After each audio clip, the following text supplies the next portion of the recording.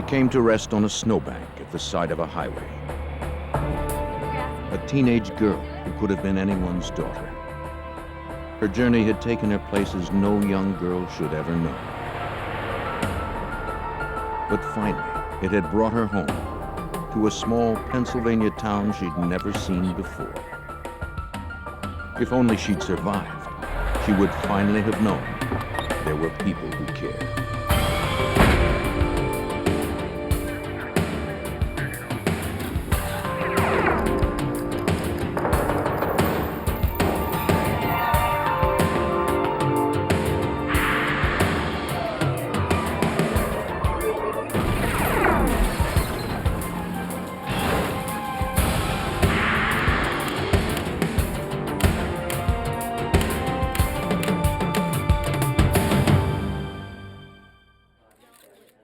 She appeared on the highway in the spring, a young woman, her life cut short, her past and her identity a mystery. Only by finding out who she was could we ever hope to find her killer. I'm Jim Kallstrom, former head of the FBI's New York office. The highway gave the killer a quick and easy escape route, but the trail the FBI used to pursue him was twisted and long. We hoped it wouldn't be a dead end.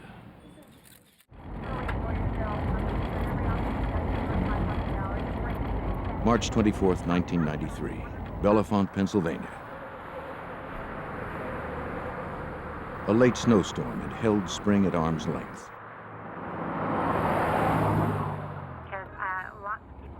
On his way to work, a motorist drove down a quiet, snow-lined roadway. But something on the roadside caught his attention.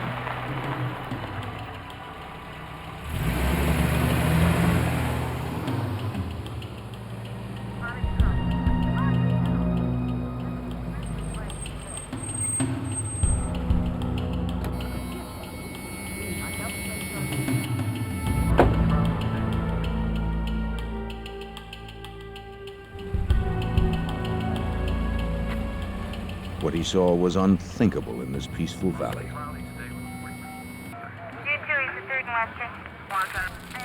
Pennsylvania State Police were immediately called in.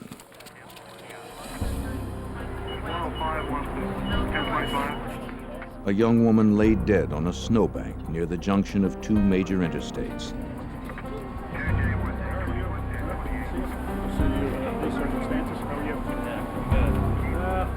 What do we got here? The county coroner determined the girl had died before she was dumped there. She was wearing only socks, panties, and a sweater. And she was young, high school or college age. But perhaps most disturbing, there was a rope knotted around her neck. And her hands were also bound. District Attorney Ray Griecar was at the scene, appalled by what he saw. What struck me is that someone had not only murdered this young woman, but treated her with such disrespect. The way her body was found haphazardly askew on this pile of snow suggested that she had been just thrown out as if she were nothing more than a piece of refuse along the side of the road. And it's something that makes you angry when you see it. Her body was taken away for an autopsy. Soon word of the crime began to spread in this close-knit town of 7,000. It was the first homicide in Bellefonte in 13 years. Like District Attorney Griecar, the townspeople were shocked and outraged. FBI Special Agent Randy Kohik was among them. He was drawn to the case well before the FBI was officially involved. That whole area up there is known as Happy Valley. It's a nice place to raise your kids. I lived there for 12 years. Crimes like this just don't happen there. And needless to say, to have a young girl's body dumped in your community is a heinous thing. They were extremely upset, and even more so, they wondered whether or not perhaps the murderer might live in the community. Detectives searched for anything that might help identify the girl. They found no purse or wallet, and little else. And I remember commenting to Trooper Madden that morning that he would be very, very fortunate indeed if he was ever able to even identify this young woman, let alone figure out who murdered her. Trooper Madden of the Pennsylvania State Police would be lead investigator. There was a slight indentation into the snow, about 6 inches, where the body itself looked like it had been dumped off of some type of object, be it a truck or vehicle, into the berm of the snow. Madden surmised the vehicle had been a truck with a cab fairly high off the ground. Tire tracks nearby would prove him right.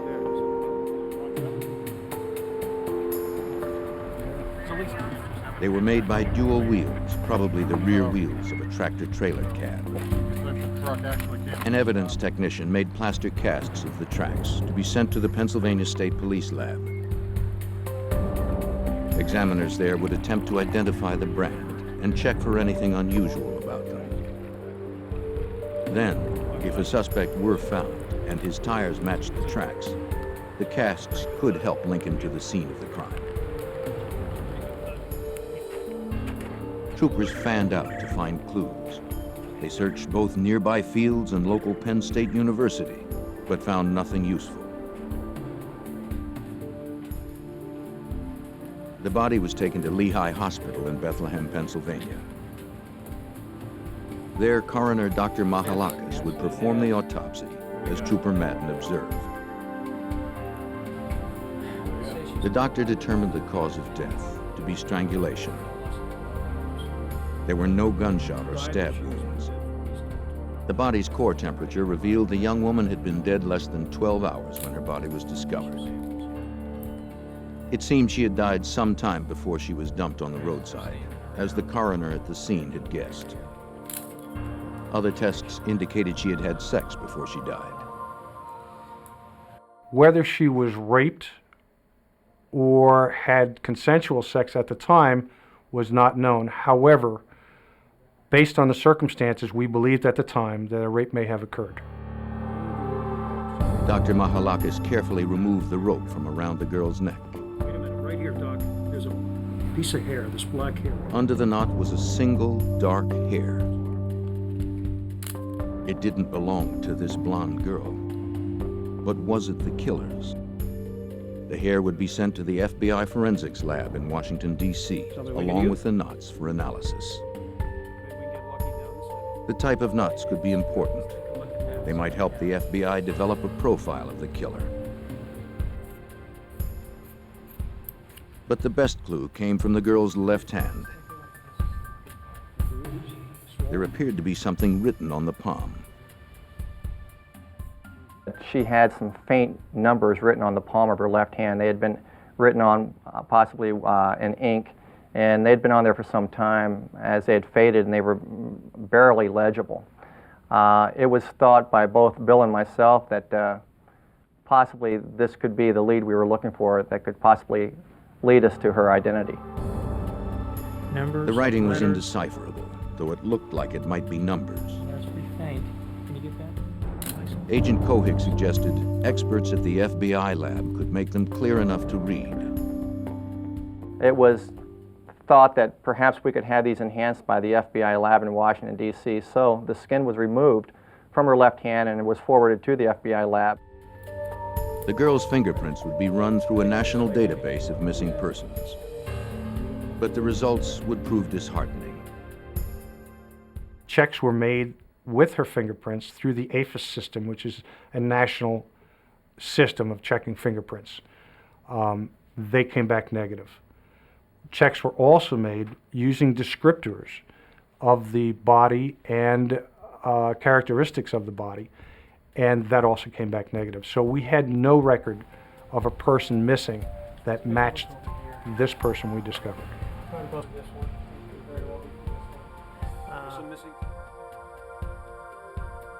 Then, x-rays were taken by a forensic dentist.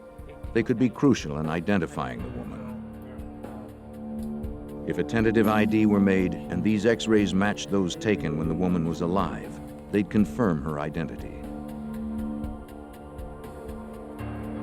But first, she'd need to be visually identified by someone who knew her in life, which would be difficult after a full autopsy. Closing facial incisions made for the dental x-rays and masking contusions would take hours of painstaking work. To restore her to the way she looked in life would require the artistry of a skilled mortician. Stephen Mondock was just the man for the job. When we received her body, she'd been through quite an ordeal. You know, we had to put a little bit of makeup on her. We had to get her hair done. We dressed her. We made her look as lifelike as possible at that point. We then proceeded to take photographs that were eventually placed in the newspaper. Those photographs depicted her as more lifelike than she had looked when first found. But Mondock gave her more than a face. He gave her a name. When the coroner brought her in, he said, "We have a Jane Doe for you." And I said, "Carrie," I said, "you know, I don't like calling people Jane Doe." I said, "It seems so impersonal." He says, "Well, what are we going to call her?" And I said, "Well, she was found in Spring Township, right?" He said, "Yes." I said, "Why don't we call her Spring?" And I said, "Well, she was found in the dawn of the morning, so why don't we call her Spring Dawn?"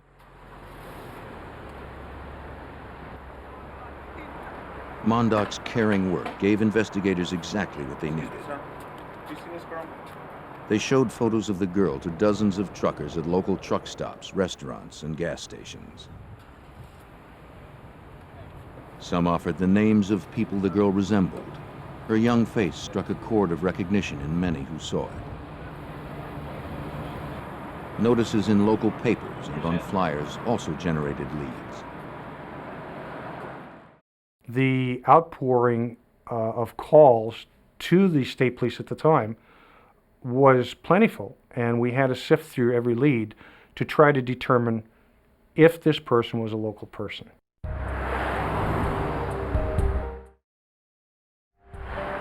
But none of the leads would pan out. Then, in late April, about a month after the body was found, the FBI lab called Trooper Madden. Their analysis showed the writing on the girl's left palm was a phone number with a Florida area code. Madden found the number had been disconnected, and he began to wonder if the area code itself was wrong. But it didn't seem right. It didn't seem to fit this particular case. In looking at this person, there was no tan. It seemed as if she came from a winterized area, somewhat similar to where we were. However, we did not know where. Madden's best guess was that she came from west or north of Pennsylvania, probably within a 12-hour drive from where the body was found. Madden also realized that there were 2 phone numbers written on the girl's hand, not just one. So he noted all the cities within the 12-hour radius that had both the exchanges she'd written down. Madden and Kohik would send the numbers along with photos and descriptions of the young woman to sheriffs and state police in those areas. Perhaps the information would trigger some leads. As they worked the case, the people of Bellefonte followed each new development, offering help and support. There was a genuine showing of affection for this person and concern. I guess you could say she was posthumously adopted by the community of Bellefonte. And even though we were very quickly able to ascertain that she was not a local resident, there was still a very strong sense of she is someone that we cared about. As spring bloomed for Bellefonte, the girl remained in people's thoughts. Her story touched everyone, especially Madden and Kohik. These colleagues and longtime friends could not stop thinking about her tragic death and trying to solve the case even after hours. You can't let the town down. At the time I was assigned to this case, I had a 17-year-old daughter, and Detective Madden had 2 teenage daughters. So I think for the both of us, we took a very strong personal interest in the case. As a matter of fact, it pretty much took up all of our time during our working hours, and we would often find ourselves talking to each other at night on the phone at our residences. Never was community support so strong is when Stephen Mondock began to prepare the body for burial. I had florists call donating flowers. I had hairdressers calling to do her hair. I had people donating clothing. I had ministers willing to give their services. The vault company, the casket companies. The cemetery where she was to be buried was actually at the bottom of a beautiful mountain where there's wildflowers growing. We had the monument company had was willing to donate a stone to bury her. It was just amazing how much the town all came together in an effort to bury her. More than a month after the body was found, it was time for a burial. Not only did the town want to bring closure to the tragedy, the body could not be preserved much longer. Still, Madden needed just a little more time. The last thing that we wanted to do as a police agency was to lose the body. In other words, we did not want the body buried at that point in time without identification. Just when the body could be kept no longer, a break in the case finally came. A sheriff's office in Maine received Madden's information packet on the girl. See what you think. Though he didn't recognize her face, he called one of the numbers written on the girl's hand.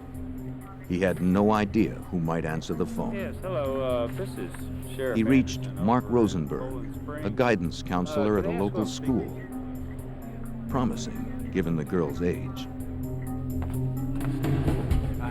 I'm Detective Staples. Thanks so much for meeting with me tonight. A detective visited Rosenberg and his wife at their home.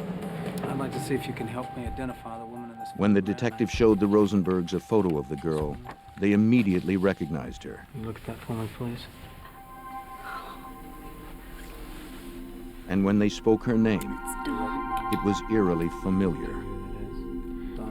Dawn Marie Birnbaum. Steve Mondock's choice of the name Spring Dawn had been uncannily accurate. And I was shocked. I was amazed. It was just a strange coincidence. But it felt right. She was part of our community. Mark Rosenberg was one of the last people Dawn talked to before she died. Investigators hoped he could lead them closer to her killer. After a search that stretched from Florida to Maine, investigators had learned the identity of a teenage girl found dead near a rural Pennsylvania interstate. As they spoke to Mark Rosenberg, a guidance counselor at the school she had attended, he said she'd called him just days before she died, from a payphone. He'd tried to help her, but it was already too late. The school she attended was mainly for at-risk teens, like Dawn herself. She'd had problems with authority figures ever since her parents' divorce. In Indiana, where her mother lived, she'd been through a dozen foster homes and run away almost as many times. But at this boarding school, she'd finally found someone she could trust, her counselor, Mr. Rosenberg. As Mr. Rosenberg was talking to Dawn, the operator was interrupting, telling her to put more money in. Time was running out, and Mr. Rosenberg told Dawn to call him again so he would know she was safe. She said she would do that. He gave her his home telephone number, which obviously she then wrote on the palm of her hand. She said she'd call back, but in fact, she never did call again. The school would send Dawn's dental records to Pennsylvania, where forensic dentists would match them to x-rays taken at the morgue. The result would be a positive ID and a turning point in the case. The FBI entered the case officially under our kidnapping statute. Obviously, we had a girl who was found in central Pennsylvania laying in a snow pile, tied up, and who had previously been seen just a few days earlier in the state of Maine. So we have the interstate aspect. Now, we are aware that The investigation focused in Maine, where Dawn was last seen alive. Maine state police officers interviewed Dawn's friends, including Heidi Hansen. Heidi told them Dawn had been planning to hitch a ride with a truck driver, as she'd done about a year before. On that occasion, Dawn and another friend, Mandy Gray, had run off with a trucker named John Hoffpower. They dropped off Mandy at her home in Georgia, then continued on.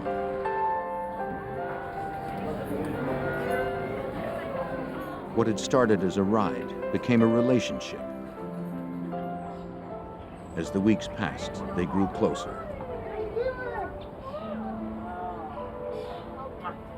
And the woman of my life, Dawn. She's been waiting weeks to see you. Hoffpower took Dawn home to meet his grandmother. They continued to travel together, driving his routes. No one knew exactly where they'd gone or what they'd done, but Dawn spoke fondly of her time with Hoffpower. They'd enjoyed each other's company, and he had treated her well. It seemed one of the few happy times in her troubled life.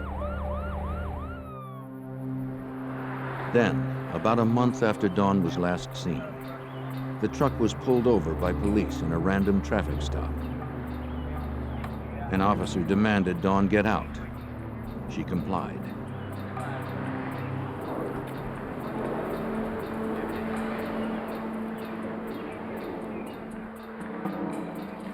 When she gave him her license, it triggered a missing persons bulletin filed by her school. The officer told Dawn she'd have to come with him. When he tried to take her away from Hoffpower, she pleaded to stay, to no avail. Police would bring her back to school. Since then, her behavior had been good, and she was due to graduate in just a few months. But things were not as they seemed.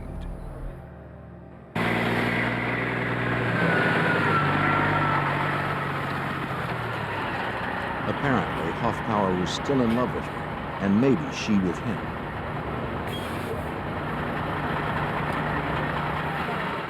Though she hadn't seen him since their trip, he had tried to visit her at school.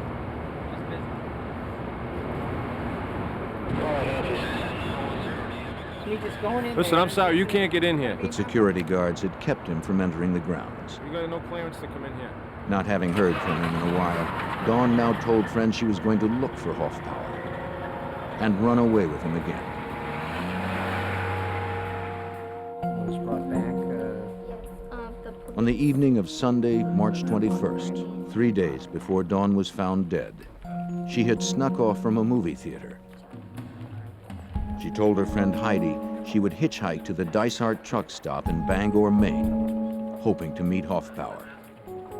Get 2 agents down there ASAP and get me all the information. Hoffpower now became a prime suspect, since Dawn was last seen headed to meet him. Agent Kohik attempted to track him down. Apparently, he lived in Mississippi. But Hoffpower proved elusive. The closest relative agents found was his grandmother, who lived in Emory, Mississippi.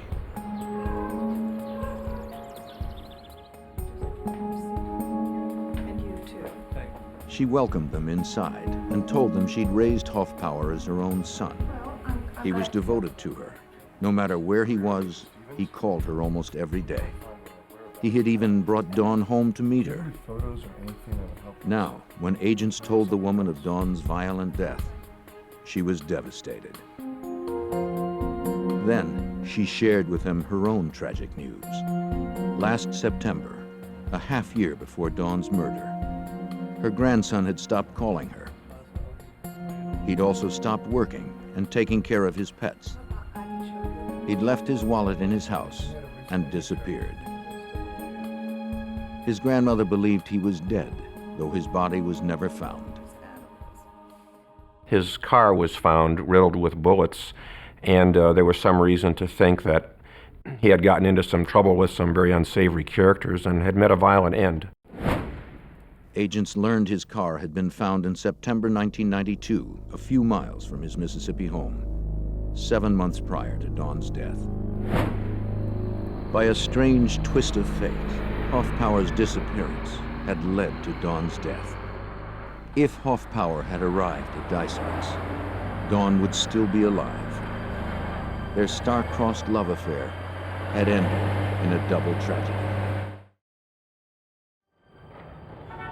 Now, with Hoffpower presumed dead, Investigators' struggle to find Dawn's killer was almost back to square one. Investigators' most promising lead had gone cold. They again had no suspect in a chilling case: the death of a beautiful 17-year-old girl left dead on a rural Pennsylvania roadside. On a tip from Dawn's friend, Agent Cohick and Trooper Madden went to the Dysart truck stop in Bangor, Maine, where Dawn had said she was headed when she was last seen. Cohick from the FBI. Oh, yeah, I'm Detective Madden. I wonder if we could ask a few questions. They showed Dawn's photograph to the cashier, who remembered seeing her on the telephone a few weeks earlier. She was over there. Surprisingly enough, even though 2 months had elapsed, agents discovered that people recalled seeing the young blonde girl there standing at the doorway asking truckers for rides as they walked through. She was recalled by several people at the truck stop. And I guess when you know, you're a young teenage girl and you're out on the road like that, people take notice.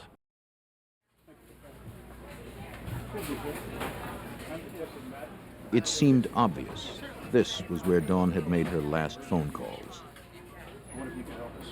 This cashier's desk, where a trucker would pay for fuel, was only about 15 feet from the bank of pay telephones which Dawn had used to make calls back home and down to the school. So it was easy to visualize how an encounter would have occurred between Dawn and a trucker. Agent Cohick secured a federal grand jury subpoena for the telephone records. No problem? Yep, a lot of problems.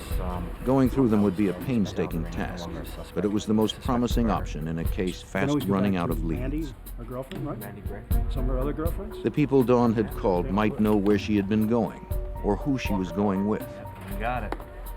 ASAP. The phone records confirmed Dawn's call to her guidance counselor, Mark Rosenberg, in Maine. They also revealed she'd phoned other friends. It seemed her last call was at 10 a.m. to Mandy Gray, the girl who'd traveled with Dawn and Hoffbauer. A state trooper visited Mandy at her home in Georgia. Mandy confirmed Dawn had called her from the Dysart's truck stop. Dawn said she'd gotten a ride to Dysart's from a friendly trucker who'd given her money for food when he'd dropped her off. Mandy said her friend had been disappointed that she hadn't found Hoffbauer there. She seemed to have no one else to turn to and nowhere to go. If she headed toward Indiana, where her mother lived, she feared authorities would be looking for her. Based on the conversation she had had with her girlfriend in Georgia, Trooper Madden and I reasoned that she had obtained a ride with a truck driver from Dysart's truck stop. At that point, I decided it would be best if we attempted to identify who may have stopped there for gas over that several-day period. And so I had a federal grand jury subpoena issued for all the receipts from the truck stop for approximately a 4-day period surrounding when Dawn was last seen there. Meanwhile, Trooper Madden obtained receipts for the 3 truck stops closest to where Dawn's body was found in Pennsylvania. They hoped that whoever had given Dawn a ride had bought gas in both places. It was possible. The distance from Bangor to Bellefonte is just over 650 miles, but not probable. A big rig can easily travel 1,500 miles or more on a single filling. Undoubtedly, it was a long shot, but Cohick and Madden nonetheless began the painstaking task of scanning thousands of gas receipts. Over approximately the next 4 weeks, I compiled the receipts from Maine and from Pennsylvania and ended up with 2 separate lists. After comparing one list against the other, I noticed there was only one match on the entire list of several thousand names. The name was James Robert Cruz, Jr. Cruz had bought gas on the morning of March 22nd at Dysart's truck stop, just as Dawn was talking on the telephone 15 feet away. 3 days later, he gassed up again in Milesburg, Pennsylvania, just a few hours before Dawn's body was found nearby.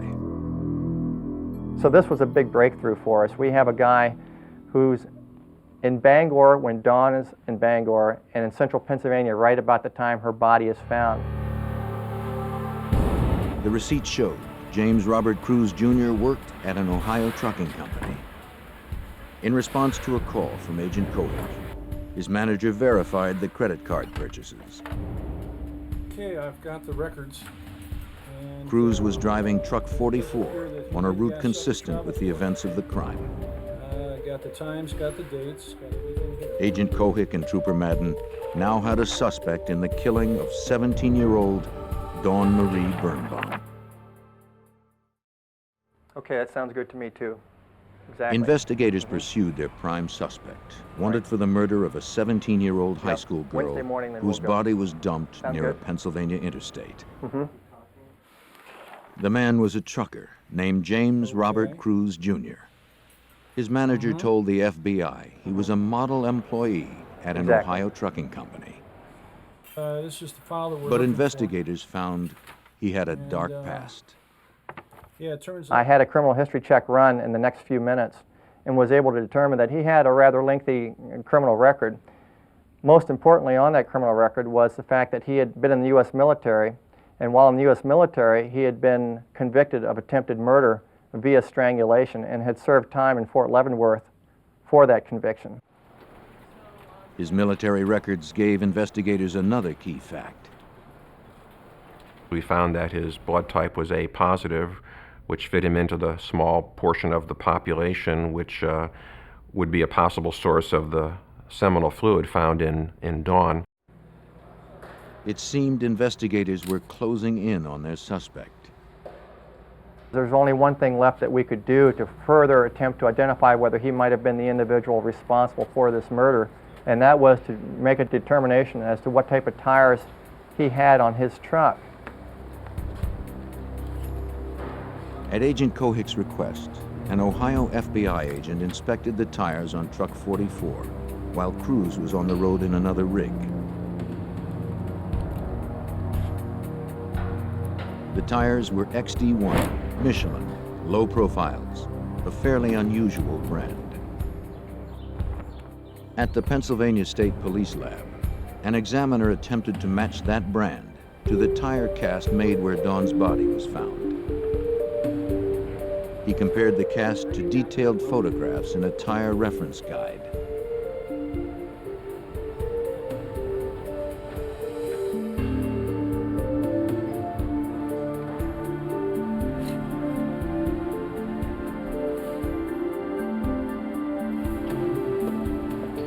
They matched. Another breakthrough in the case. So we had a match on the tires, we had a match on the blood, we had the fuel slips.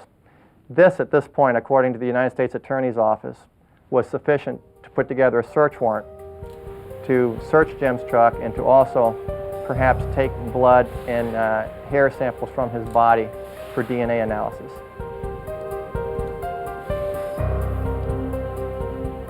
When Cruz was again away in another rig, FBI evidence recovery technicians examined truck 44.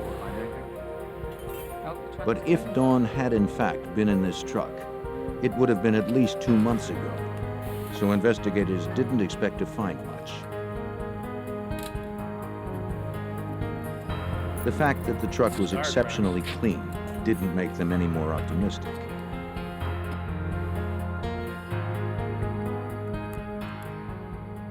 The search took pretty much the entire day, and it was an exhaustive search. We were searching both the tractor and the trailer itself. There were over 300 pictures taken of the tractor trailer. But nothing turned up. An evidence technician was about to declare the search complete when something caught the investigator's eye. And I looked at the passenger door and noticed that at the bottom of the door there was a piece of carpeting. And upon closer examination of the carpeting, I noticed one single blonde head hair interwoven in the fibers of the carpet. You see something?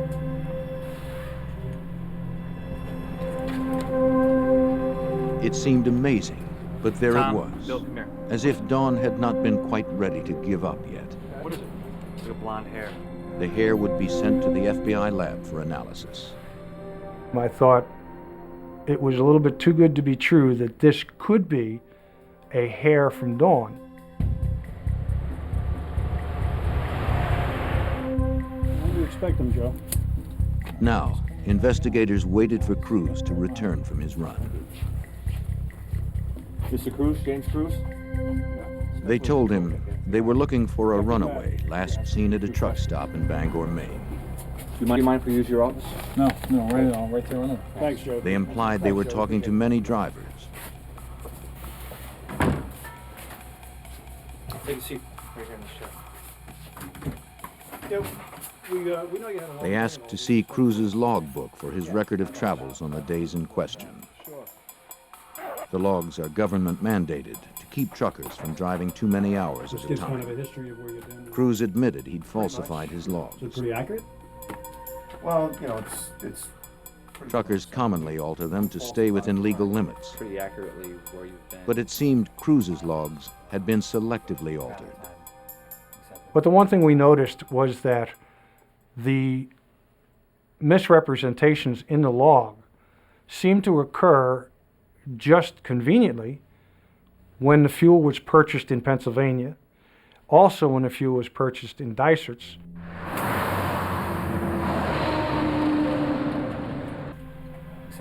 I'm sorry. In response to questions, Cruz calmly described his route. But when asked if he fueled up between Bangor and Pennsylvania, he said he didn't have to. The 240 gallons his truck could carry was enough for the trip. Is this your signature on this credit card statement? I then suggested to him that I had a fuel slip indicating that he had in fact filled up his truck on Wednesday morning. He paused for a second and then advised that he did in fact recall doing that, and it was due to the fact that they gave free showers away at that particular truck stop in Milesburg. I asked him why he hadn't remembered it, and he said to me, well, I guess I just forgot. Mr. Cruz, we have a, we can show a picture of Then they showed him a photo of Dawn. We asked him if he had ever seen this girl before. At that point in time, he very calmly and casually stated no, he had never seen this girl, he didn't know her, nor had he ever met her before in his life. Stopped in Bangor, Maine. They told him they had strong evidence linking him to the crime. Dawn's phone calls from Bangor that coincided with his stopover there. Do you have any problem with that? The match of his truck tires to the tire tracks at the scene. And the match of his blood type to the type found on the body. He calmly chalked it all up to coincidence. I don't know how. At no point during the interview did any of his mannerisms indicate that he was at all nervous with my line of questioning. And as the night slowly went on, I think even Detective Madden agreed that he became less of a suspect for us, even though we had all this circumstantial evidence. He was just too calm and cooperative. Do you have any problem with that? Not at all. Cruz remained friendly, even when investigators produced a warrant for blood and hair samples. They would later learn from FBI profilers that such an excessively calm response can be a sign of guilt. On September 6th, results of the blood and hair analysis proved them right. The samples from Cruz matched the hair and DNA the killer had left behind on Dawn's body. With that evidence in hand, agents obtained a federal arrest warrant for James Robert Cruz, Jr. The FBI and the Pennsylvania State Police had identified the man who had brutally raped and murdered a young woman. On September 8, 1993, with a federal arrest warrant, Agent Cohick and Trooper Madden arrested James Robert Cruz, Jr. when he returned from another trucking run. As they made the arrest, Cruz suddenly dropped his easygoing attitude. One of the differences between the initial interview of Mr. Cruz and the arrest of Mr. Cruz was his demeanor. I didn't do anything, man. No longer was he the cool, calm, and collected person he had been during the initial interview that we had with him. Instead, Mr. Cruz appeared to be very sullen and was angry towards both Agent Cohick and myself. Cruz's arrest was the reward for determined investigators committed to catching the killer of a girl who could have been anyone's daughter. Just 6 months earlier, investigators had only a body in the snow near an interstate with no ID. He was charged with first, second, and third-degree murder, rape, kidnapping, and the federal charge of unlawful flight to avoid prosecution. But I'd like to take a few minutes. For Dawn, the nightmare started as an adventure. On Sunday, March 21st, she left her friend Heidi at a movie theater near their school in Poland Springs, Maine. Dawn headed for Bangor, where she hoped to meet John Hofbauer. A friendly trucker gave her a ride. She and John had been separated for months, and she looked forward to seeing him. But he wasn't there. She could not have known he was missing and presumed dead. Instead, her life would intersect with that of a much more sinister man, James Robert Cruz, Jr.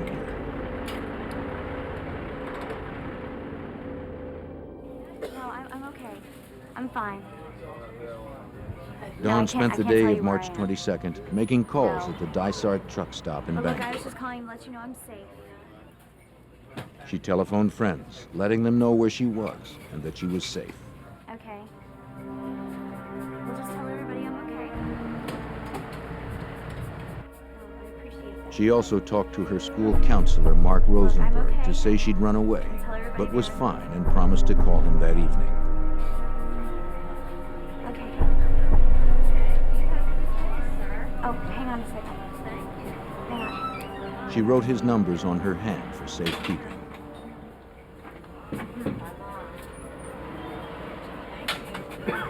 When James Robert Cruz paid for his gas, he saw Dawn on the phone, just 15 feet from the cash register.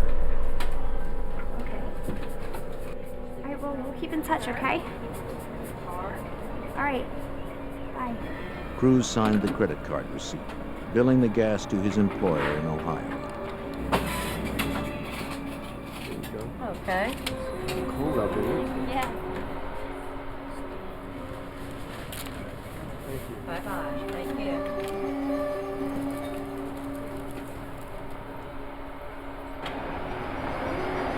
Hey, mister. Where you headed? Do you think you might be stopping in Georgia? Can I get a ride? Absolutely. Get in. Thanks. It didn't take much to convince him to give her a ride.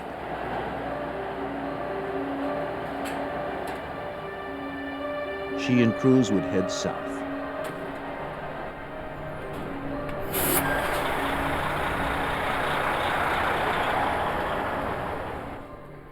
Prosecutors reconstructed the events that had led to Dawn Birnbaum's death.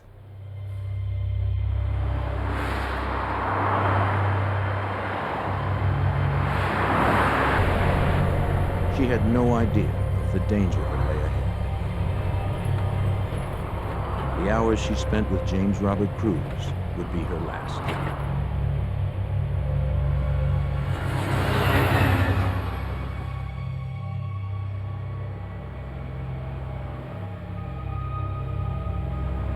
While Dawn prepared to sleep for the night, Cruz was still awake, falsifying his logbook.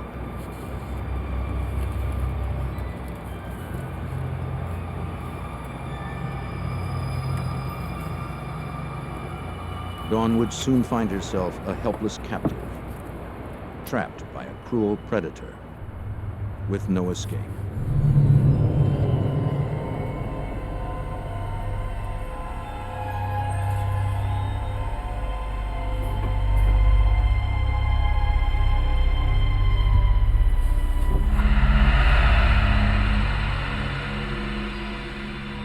Late on March 23rd, Cruz raped and strangled her, probably in the sleeping compartment of his truck. That's what it was.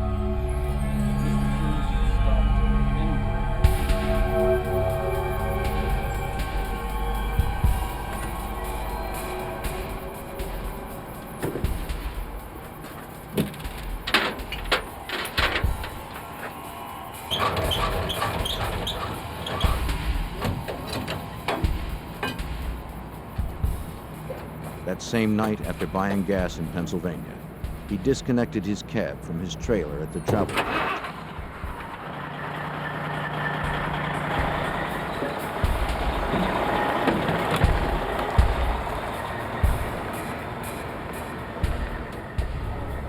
He drove away, looking for a place to leave Dawn's body.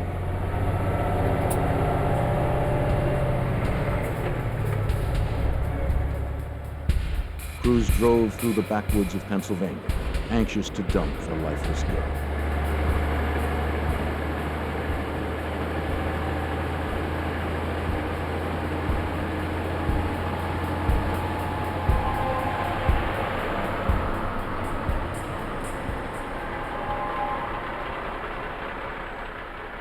In the wee hours of March 24th, he pulled over to the side of the road.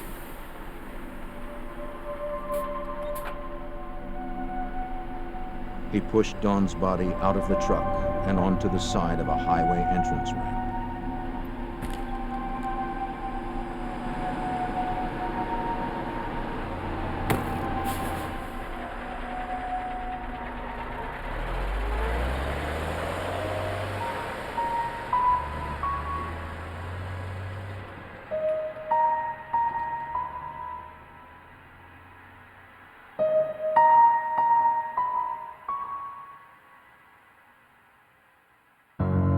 Chose not to. Cruz almost certainly believed he'd never be caught.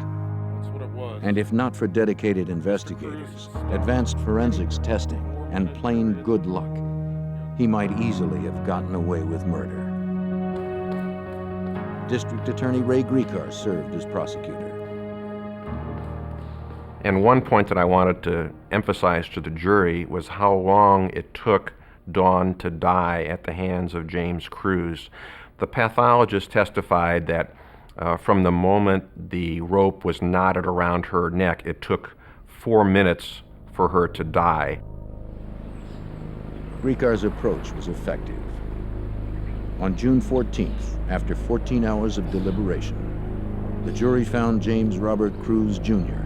guilty of first-degree murder. The judge sentenced Cruz immediately to life in prison without parole. He is serving his time at the Greene County Maximum Security Prison in western Pennsylvania. The legacy of this investigation, I would say, is the fact that at the beginning of the investigation, all we had was a young girl laying in a snow pile who had died a death no one should have to die. No identification on her for the most part, and a very strong concern among law enforcement agencies that she would not ever be identified, much less have the killer caught and convicted. We have Cruz behind bars. We have to make sure But it that seemed he's our man. Kohik and Madden may have We haven't performed had an even cases greater lately. service Well, than they tell us first why. realized. Sequenced with what we've got. At the time of the arrest, there was a lot of media interest in Cruz because in his own home state of Ohio, there had been a number of young women found along the highways and on-ramps over the previous year or two, and who had been tied up as well and left along on-ramps.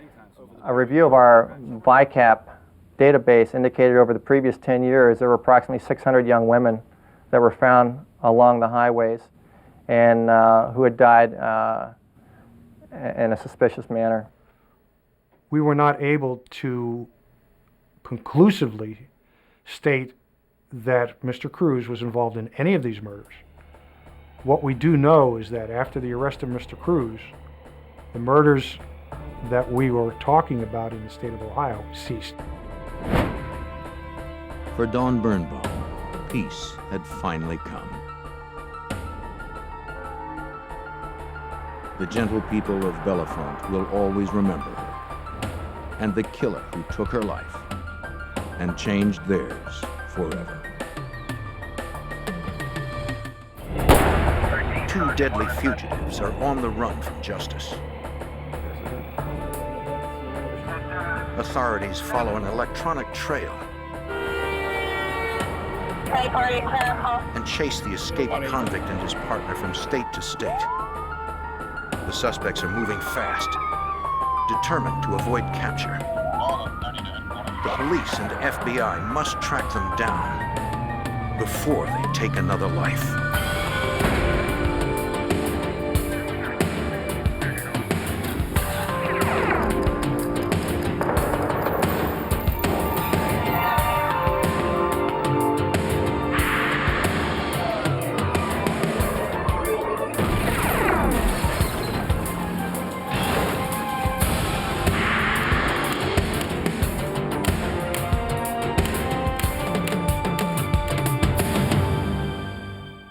In Pennsylvania, an inmate escaped with the help of his female accomplice.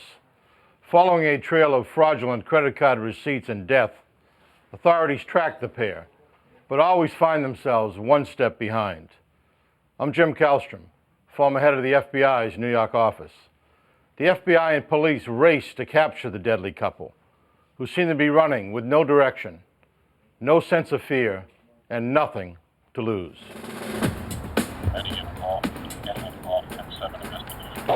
10-7 investigation, Eddie and both. September 25th, 1993. Friends of 74-year-old Guy Goodman contact the Palmyra, Pennsylvania police. They're concerned because they have not heard from him in over a week. Goodman's landlord meets an officer at his rented house. You have a key for the door there? I do. Okay, let's go check it out. Okay.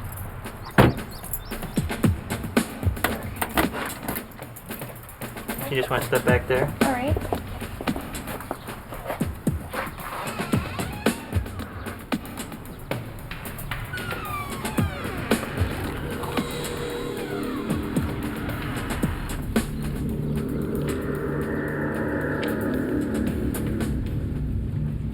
The officer observes shards of broken porcelain on the floor and dried blood on the floor and walls. Blood spatter trails down the hall and leads to the basement stairs.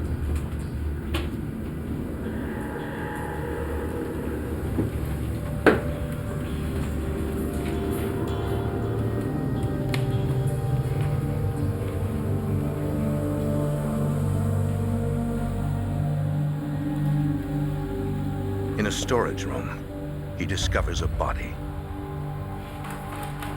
The officer calls for assistance. Headquarters, code 3, requesting backup. Tri-party clerical. Unit 1833, go ahead.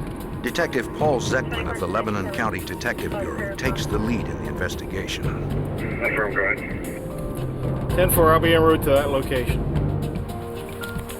The countywide bureau helps township police departments with major crime investigations.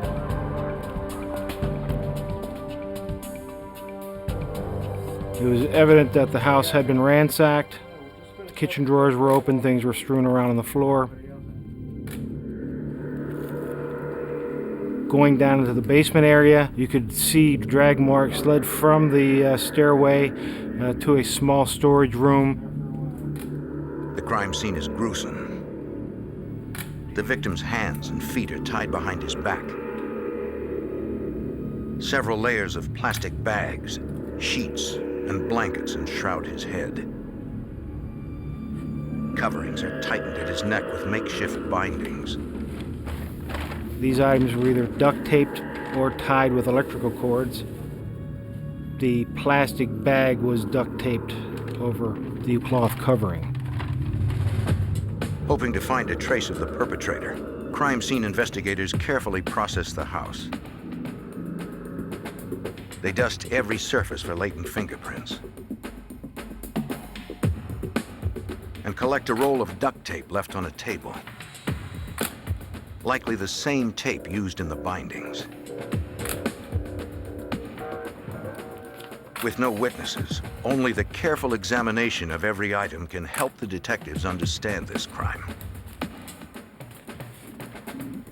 We were trying to not only obtain the forensic evidence, but we were also trying to determine if any of the property was taken from the residence. We were able to establish that Mr. Goodman's wallet was missing. They find American Express charge statements, but the card itself is missing. Statement here.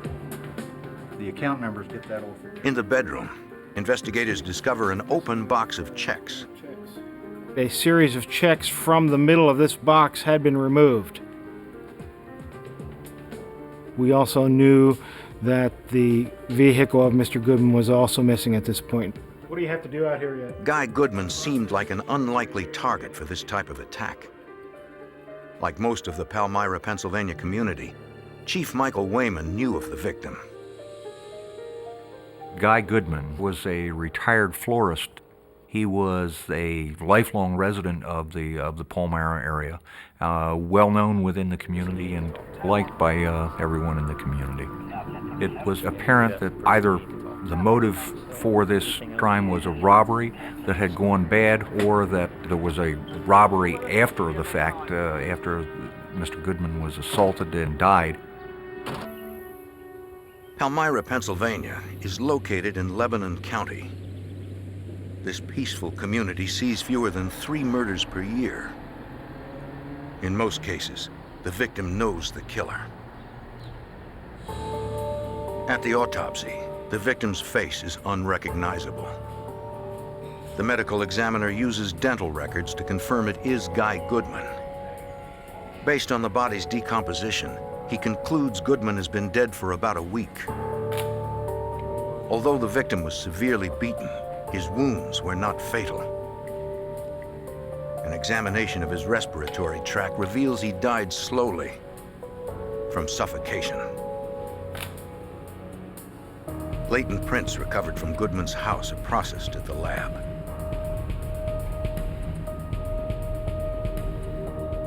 Examiners check the prints against local arrest records and find a match.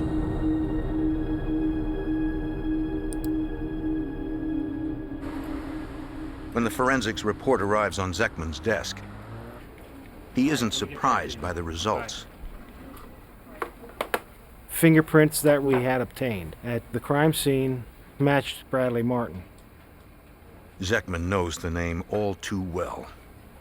I just entered him as a wanted person, charging him with the escape from the county prison, so I knew he was on the run. Many of Lebanon County's inmates are part of a work release program. Bradley Martin, a repeat thief and drug user, is one of these work release prisoners. Over a week earlier, Martin used a 2-hour pass, a weekly perk of the work release program, to meet his new girlfriend, Carolyn King. 27-year-old King worked at a factory where she met the 21-year-old work release prisoner. When Martin failed to return, prison officials launched a fugitive investigation. They called the Lebanon County Detective Bureau. After obtaining a fugitive warrant for Martin, the detectives checked Carolyn King's apartment, concerned for her well-being. But King is not there, and they find nothing to indicate where she has gone, or even if she is with Martin.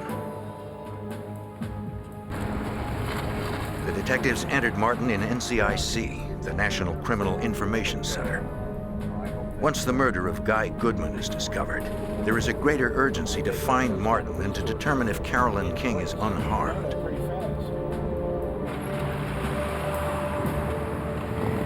The detectives interview Martin's friends and co-workers.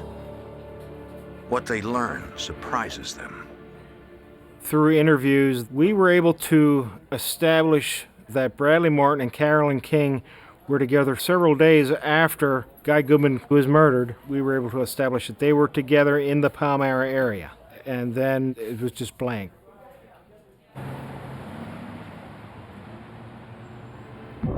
Detectives face the possibility that Carolyn King may be Martin's accomplice. Earlier, when Detective Zekman ran a statewide background check on King, she came up clean. He tries again, this time using a national database. He learns she has a long criminal history, including theft and check forgery. She has outstanding warrants for her arrest and is also a suspect in 2 murders in Virginia. The detectives have no idea where the 2 suspects are. If they left town right after the Goodman murder, They have more than a week's head start. Detectives hope to track the suspects using the American Express charge card and the checks stolen from the victim's home. Okay, let me call the guy at the American Express Security Department. That's great. Detective Wayman asks American Express Global Security in New York to help. Joe Gannon, the chief investigator in Amex Security, works to assist the police. And I'll be back to you as soon as I can. Got it. Thanks. We flagged Mr. Goodman's account because he was the victim of a homicide, and the chances were that the perpetrators of that homicide were in possession of that card. A review of Goodman's account shows purchases made after Goodman's death. The transactions leave a trail that may lead to Goodman's killer. We discovered that the charges began in western Pennsylvania and continued out through the Ohio Valley, down into Iowa and Kansas, and then they turned north. And the last transaction we had on record was in Rapid City, South Dakota. Armed with a solid lead, the Pennsylvania detectives waste no time. They catch the next available flight to Rapid City, South Dakota. The killers had disappeared. But the victim's charge card had become the investigators' best informant.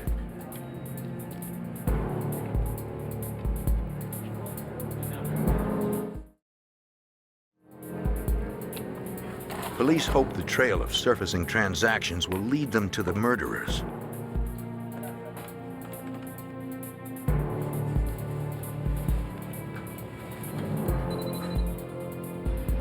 Within hours, the Pennsylvania detectives arrive in Rapid City.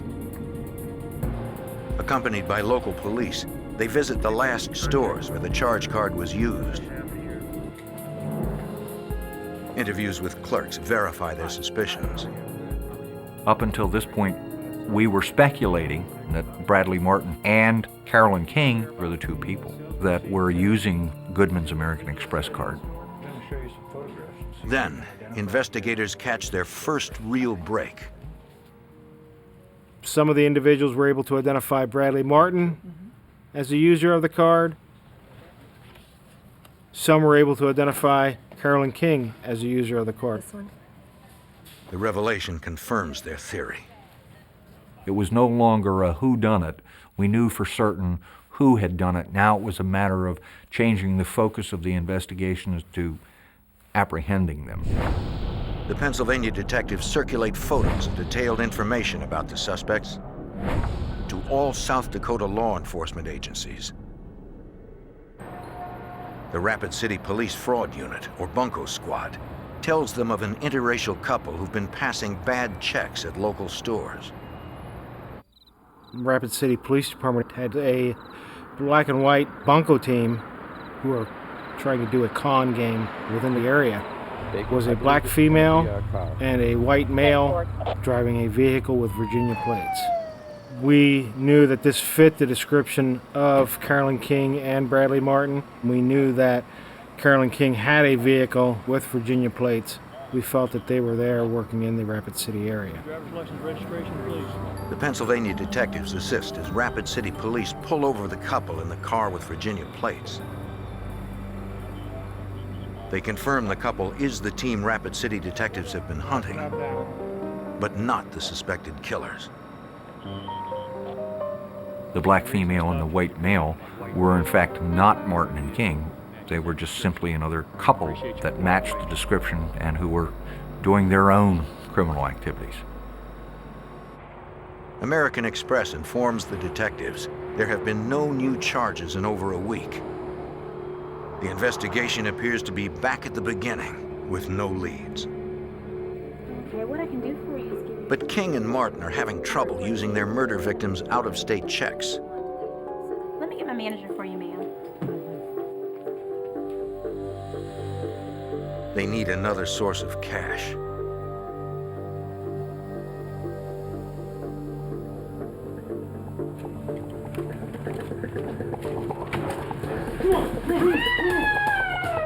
Their next victim, a 59-year-old woman traveling alone. Donna Martz. What are you doing? The terrified woman complies when they force her to take them to her car.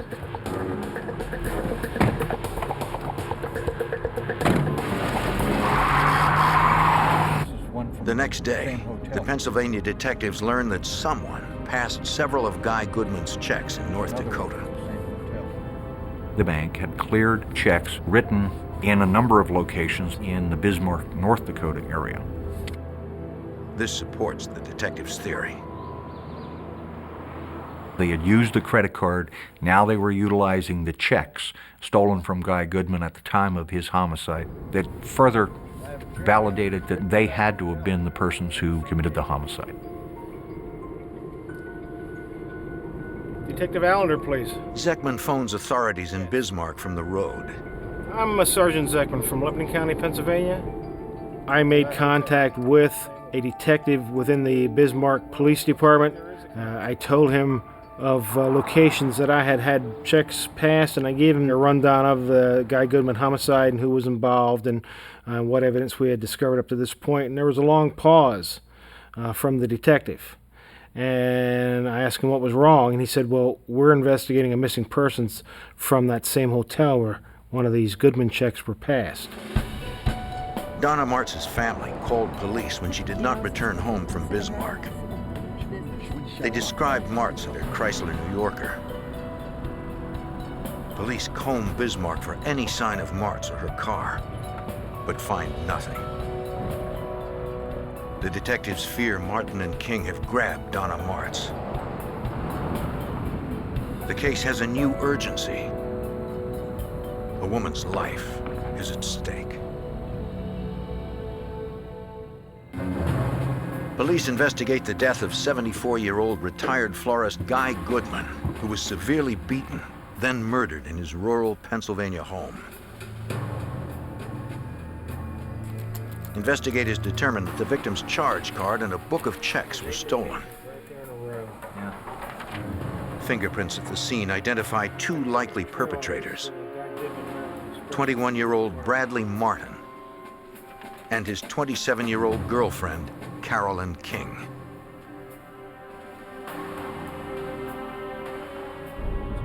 Pennsylvania detectives Paul Zeckman and Michael Wayman follow the pair of fugitives to Bismarck, North Dakota, and learn authorities there are investigating the disappearance of a woman from the same hotel where one of Goodman's checks was passed.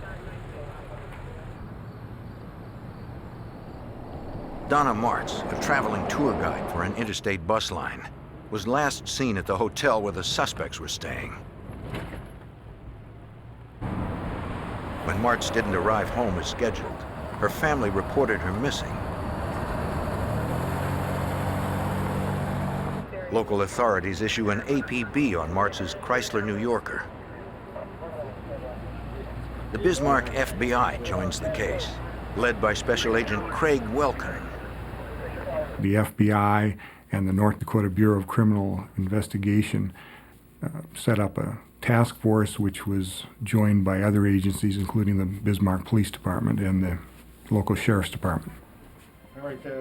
When the Pennsylvania detectives arrive in Bismarck, they share the information on the fugitives that they gathered over the past week. They became an integral part of the task force on this case. The linking of King and Martin was very critical in the investigation.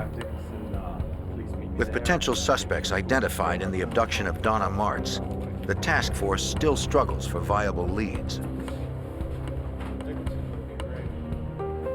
They continue to search the hotel. We spoke with the clerks at the hotel in Bismarck where Donna Martz was last seen.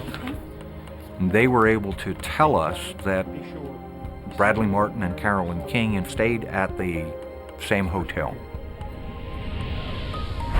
Hotel personnel also recall that around 9 a.m. on September 26th, King and Donna Martz were only a few feet apart.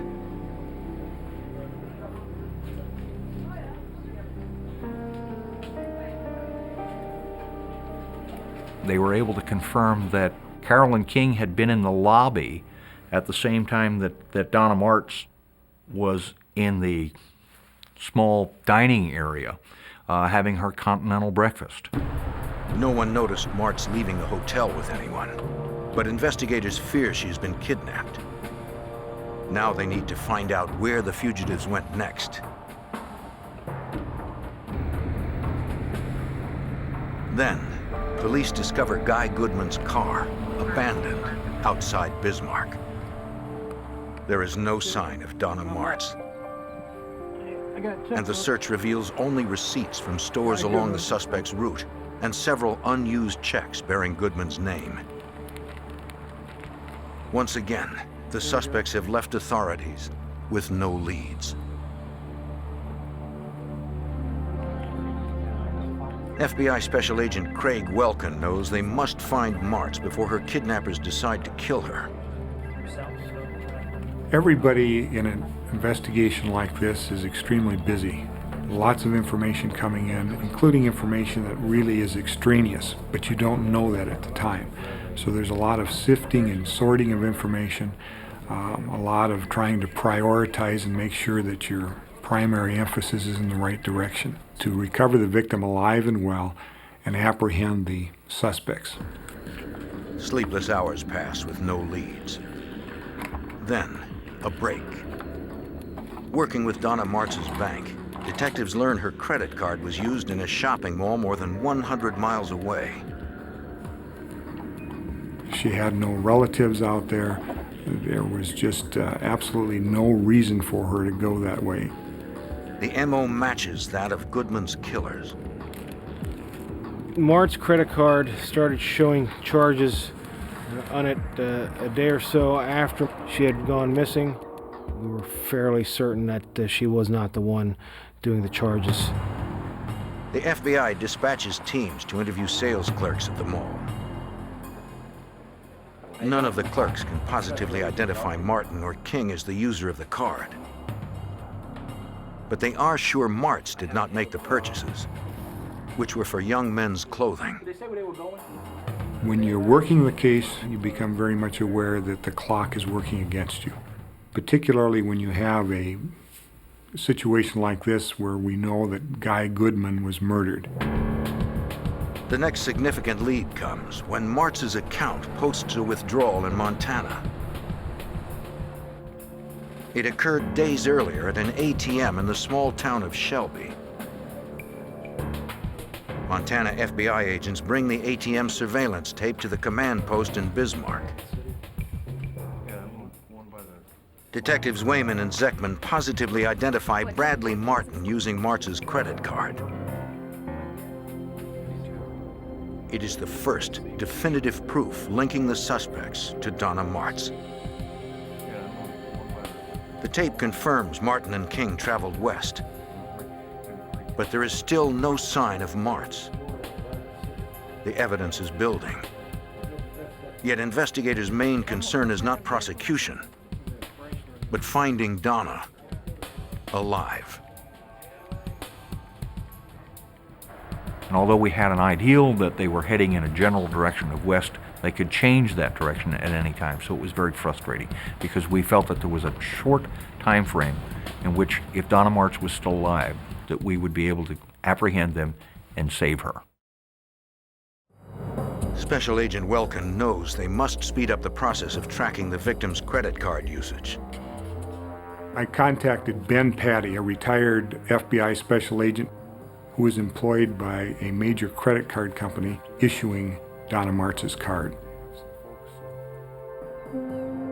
At Visa's San Francisco headquarters, International Fraud Control Director Ben Patty agrees to help. Normally, when a cardholder uses their credit card, that bank that issued the card will not see that transaction information for 2 to 3 days. That's when it's posted, and the bank would then know where the transaction occurred. Craig Welkin was really wanting to find out when the card that belonged to Donna Martz was used in real time, which we could not do with the systems as they were at that time. To locate the suspects the instant they use the card, Visa must create a complex reporting system for a single credit card. But Donna Mart's life is on the line. We contacted the systems people in the computer center and explained to them what we wanted. They said, okay, we'll go into our systems, make the necessary changes in the mainframe computer so that this specific cardholder number could be captured as it came through our systems. The programmers estimate it will take at least 24 hours to create and implement the new program. FBI agents hope that the computer program will finally put them closer to the murder suspects and to Donna Martz before she too is killed. The coroner for Lebanon County, Pennsylvania, determined that retired florist Guy Goodman was savagely beaten and then slowly suffocated to death. His face was unrecognizable at the autopsy. The suspects, 21-year-old Bradley Martin and 27-year-old Carolyn King, have more than 20 felony convictions between them and are now fugitives on the run across the heartland of America. Authorities believe the couple is holding their latest victim, Donna Martz, captive and using her credit cards. The last charge was recorded in Montana. The FBI and police from across the country are in pursuit, tracking the suspects through the victim's credit card usage. Investigators remain one step behind. Led by Special Agent Craig Welkin. That was due to the flow of the information from the merchants to the credit card company, and then when that information was actually available from the computer database. In 1993, banking computers take days to post each transaction. Investigators await a new Visa program that will trap any activity on Martz's card.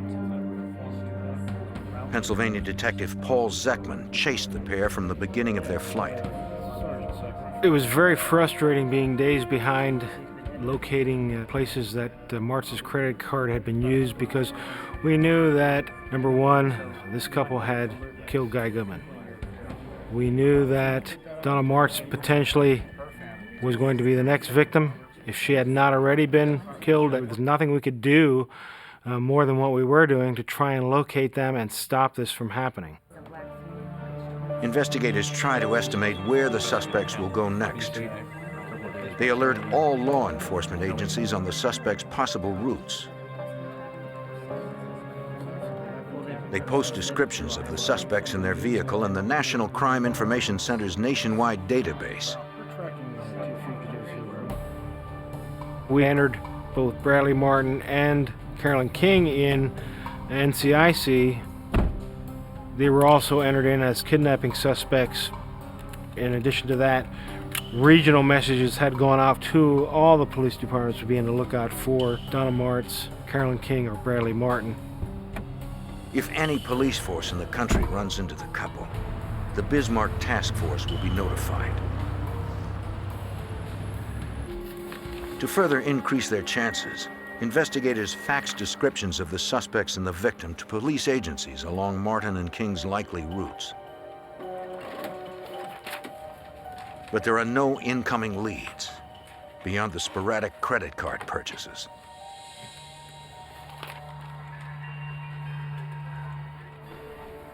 Detectives Wayman and Zeckman returned to Pennsylvania to re-interview everyone who knows the fugitives. They hope Martin and King have made contact with someone back home. We continually talked to individuals in the Palmieri area who were associates of Bradley Martin, trying to find out if there was recent contact with him or Carolyn King, and if there was, where were they at, where did they call from. But no one offers new information. Despite every effort, investigators still have nothing. The FBI receives an update from the Visa Corporation in San Francisco. There's Ben Patty, he's international. Visa fraud investigator and former special agent Ben Patty had asked the company's systems programmers for a way to trace Martz's credit card transactions as they are made. TZ?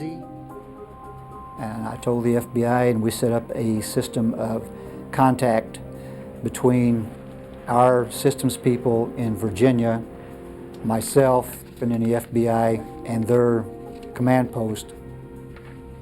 After the system was in place, the first transaction that came through was a service station gas transaction in Southern California. It was in Los Angeles several hours earlier. Investigators are closer, but still too far behind. While the task force notifies authorities in the LA area, Visa gets another hit on Donna Martz's card. The transaction came through our systems in real time. As soon as it came through the systems, we notified the FBI's command post, and it would have been within our 2-hour time that the transaction actually occurred. Then a transaction is made at a hotel in National City outside San Diego. Agents at the command post contact the FBI's San Diego field office. And the lead goes to Supervisory Special Agent Sam Stanton. We received information that the Donna Martz credit card had been used at the hotel in National City. So immediately I dispatched agents over to the hotel off Interstate 5. Agents interviewed the manager and the security guard and employees at the hotel and was able to determine that a couple matching Martin and King had stayed at the hotel using Donna Martz's credit card. But the couple checked out 2 hours earlier, paying for the room with the Visa. Police officers and FBI agents swarmed the area, checking hotel parking lots, convenience stores, and gas stations for Donna Martz's Chrysler New Yorker or any sign of Martin and King. Special Agent Stanton knows finding the car is a long shot, especially when that car has a 2-hour lead on authorities. Where San Diego's a very large city, and to try to find a vehicle in a city that size would be almost impossible. But we did put out an all-points bulletin and notified the state judicial police and the federal police in Mexico and the Border Patrol, thinking that maybe the individuals were headed toward Mexico. The Tijuana border is the busiest in the world. In 1993, nearly 40,000 Americans cross into Mexico every day without having to show even an ID. If the fugitives make it past the border, it is unlikely they will ever be found. All right. I know it's been a couple of days, but have you heard from Brad or Carolyn? Well. Then, the Pennsylvania detectives finally catch a break that narrows the search. And what do you have to say? According to Chief Michael Wayman. We received information from an associate of Bradley Martin's, indicating that they had received a phone call from Bradley, and that Bradley was in San Diego, that he was with Carolyn King, and that they were headed back towards Pennsylvania. We took that information. We notified the San Diego office of the FBI, and they in turn notified the California Highway Patrol. The fugitives made the call as they checked out of the hotel in San Diego. Martin and King still have a 2-hour lead, but authorities continue closing the gap. Soon a hunch and a bit of luck will bring the investigation to a violent and dangerous conclusion. Fall 1993. Authorities chase Bradley Martin and Carolyn King, suspected of murder in Pennsylvania and kidnapping in North Dakota. Investigators from both states are frustrated that for weeks they have been one step behind the suspects. They hope to find the pair before the abducted woman, Donna Martz, is killed. Then a new program created by the Visa Corporation at the FBI's request puts investigators only 2 hours behind the suspects. Someplace. Investigators learn the two have just checked out of a San Diego area hotel. Based on their checkout time and the tip that the fugitives are heading east, FBI agents try to estimate their position. Special Agent Stanton has a hunch that the suspects will use Interstate 8, the southernmost highway going east. He determines that Martin and King will soon be approaching El Centro, California, near the Arizona border. I called Agent Paul Vick in the El Centro office of the FBI and asked him to send out an all-points bulletin. Stanton hopes he has picked the right route. As El Centro Special Agent Paul Vick takes it from there. I called the California Highway Patrol dispatchers and asked them to broadcast the Martz's car description. Wanted for murder that just left a hotel in San Diego, and we suspect they might be headed east on Interstate 8 and even stopped. The all-points bulletin about 187 suspects, police code for murder, is transmitted to every officer on Interstate 8, including California Highway Patrolman Richard Chambers. CHP unit, El Centro, continuing standby copy information on 187 suspects possibly en route to El Centro. I went and checked my section of the freeway like I normally would in the beginning of my shift, and I went west on Interstate 8. As Chambers drives, he receives the suspect's descriptions. First suspect is a Bradley Martin, white male, 6 foot 160. Second subject is a Carolyn King, black female, wanted by the FBI. Within minutes, Chambers believes he has spotted the car. I was driving west on the freeway through the desert, and there's not that much traffic. I saw the car go by eastbound, and I believed it matched the description. But Chambers cannot see the car's license plate. I wasn't sure, so I made a U-turn through the center divider and overtook the vehicle and verified the license plate. And it was, in fact, bearing the North Dakota license plate that we had received. El Centro 11684, I think I'm behind the 187 vehicle. Could you send me a backup car? Suspect in the vehicle, looks like the black female driving. 21. Dispatch advises Officer Chambers that there is no backup immediately available. 880, 10-8, response. Stevenson 880, 10-8, response.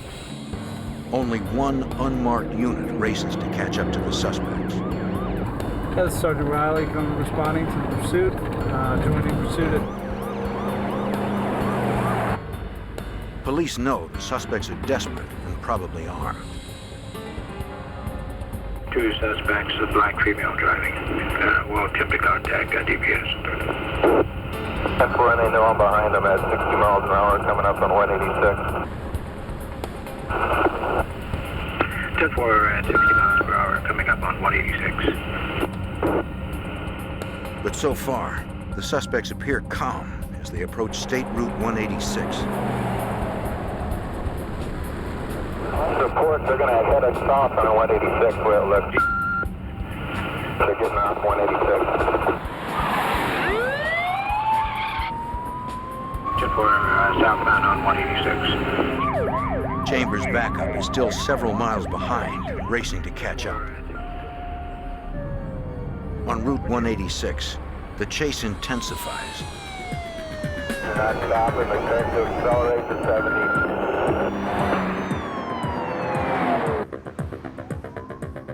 The suspects try to shake Officer Chambers, but he maintains pursuit, even as they escalate to 90 miles an hour. El Centro, notify YPD and DPS. Looks like we're going to be going slower and they go IA eastbound. Proceeding eastbound to Arizona. The suspects cross into Arizona with Chambers on their heels. Although a California officer outside of his jurisdiction, Chambers continues his pursuit. He relays information to Arizona authorities. Then, the danger increases. The male passenger did come out of the right front window with a handgun. They're shooting.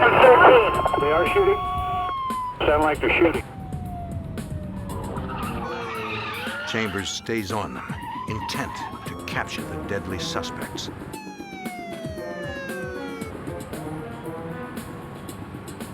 As the cars speed toward the town of Yuma, Arizona, dozens of officers listening in race to cover Chambers. October 5th, 1993. California Highway Patrol Officer Richard Chambers engages in a high-speed chase with murder and kidnapping suspects Carolyn King and Bradley Martin. Near El Centro, California, the pursuit crosses into Arizona.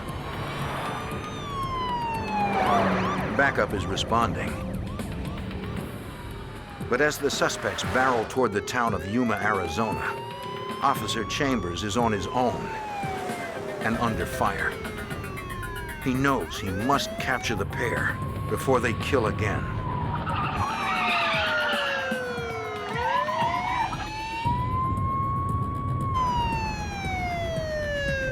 The suspects exit onto a smaller road, this one with intersections. Chambers radios their position. They're going into Yuma now. Get my units out there, back them up. They run through 2 stop signs without incident. Then,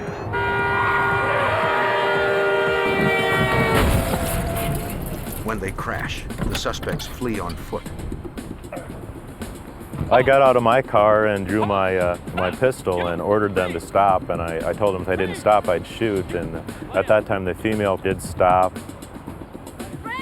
Then, Carolyn King orders Martin to stop. Get down! You, call right there! And I was able to handcuff the female. I just had one pair of handcuffs with me at the time, and I held the male passenger at gunpoint until Yuma PD arrived. It was probably only a minute or 2, but it seemed longer than that. When the backup officer arrives, he helps take the suspects into custody. Put your hands behind your back.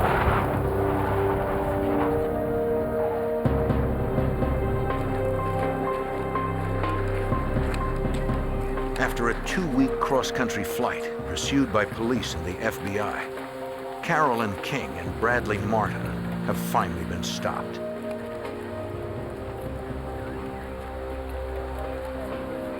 But investigators' first concern is the safety of the kidnapped woman, Donna Martz. She is not inside the car. On the floorboards lies the handgun Martin fired at Chambers. They open the trunk.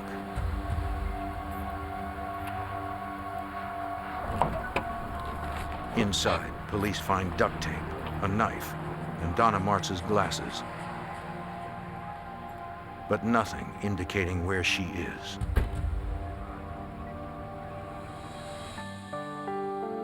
Martin and King are taken to the Yuma Police Department, but they refuse to tell officers what happened to the kidnapped woman.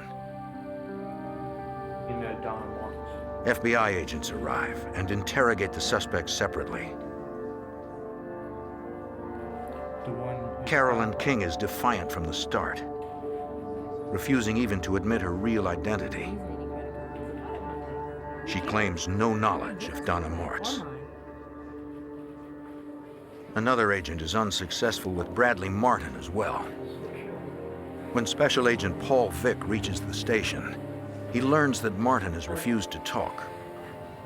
Bradley Martin was pacing back and forth with his hands handcuffed behind him. He appeared to be in some kind of discomfort. Vick decides to try another approach. Martin told me that his neck hurt and he had pain extending down into his right arm. Hoping to win Martin over and get him to cooperate, Vick offers to recuff him in front so he will be more comfortable. his strategy works. Martin told me that he would speak with me.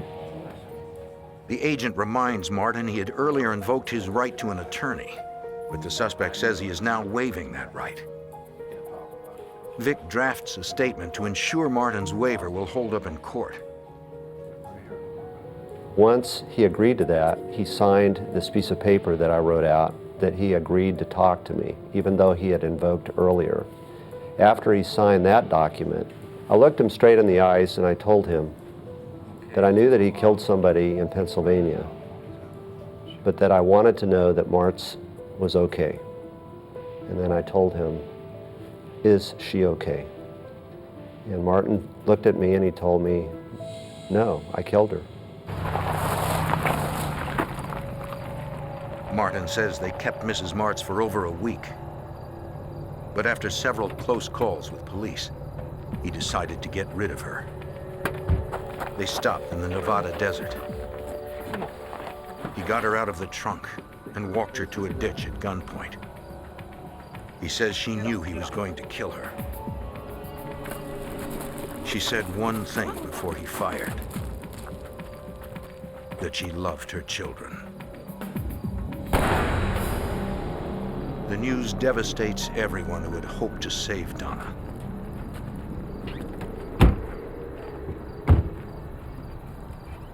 At the conclusion of the interview with Martin, we obtained a map which showed approximately where Martz could be located in Nevada.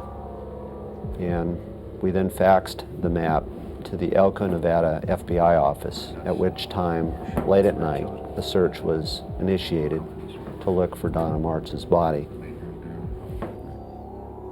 But Martin was doing drugs during his fugitive trek. His memory is unclear and his map inaccurate. Several times during the night, search crews call in for more information. The desert area near Elko, Nevada is hundreds of square miles. The crews do their best searching through the night and into the morning. Then, on October 7th, investigators find the body of Donna Martz about 1.5 miles off Interstate 80. In a case like the Guy Goodman, Donna Martz homicides, the drive is to keep anyone else from getting hurt. Secondly, it's solving the case, get them off the street and into jail, and then successfully prosecute them. In Nevada, Martin and King plead guilty to the kidnapping and murder of Donna Martz and receive life sentences. In Pennsylvania, they are found guilty of the murder of Guy Goodman. Both Martin and King are sentenced to death. This case is an excellent example which showed the interagency cooperation between the FBI and local county and state officials in California, Arizona, North Dakota, Nevada, Pennsylvania, and numerous other states. From working together, we were able to solve this case and apprehend King and Martin and get them convicted. For Donna Martz's 11 grandchildren, 3 children, family, and friends, the convictions bring a sense of closure. Even today, they are comforted in knowing police and the FBI caught Martin and King before they could claim yet another victim.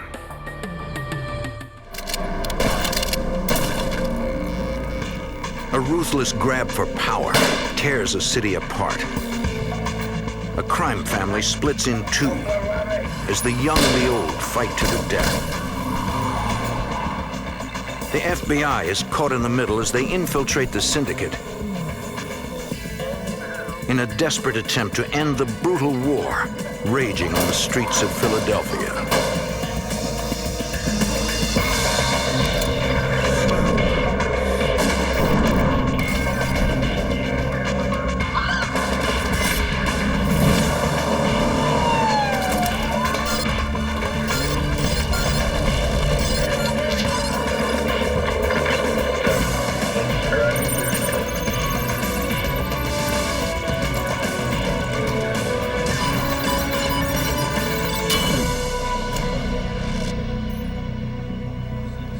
early 1990s, Philadelphia became the scene of a bloody vendetta. The streets erupted in mob warfare. Authorities feared innocent people would be caught in the crossfire. I'm Jim Kallstrom, former head of the FBI's New York office. Agents launched a complex and risky surveillance operation. Their mission? To bring down a notorious crime family and to stop a brutal turf war before more people were killed.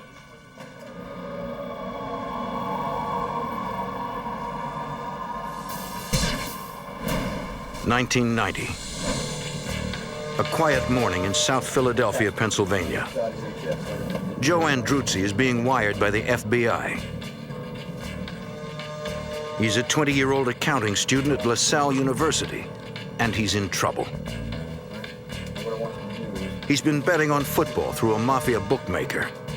He was winning at first, but his luck turned sour. He owes the mob $1,000. It's a debt he cannot pay. You understand? I don't think you do, son. I don't think you got it at all. But you understand what's going on here. In way over his head and afraid for his life, Andruzzi contacted the FBI and asked for help. Get the money, kid.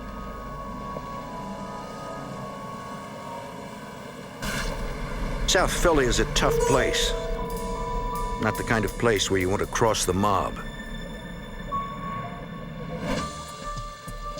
La Cosa Nostra, the Italian syndicate of organized crime families, runs a profitable and bloody business there. Gambling, loan sharking, and extortion rackets.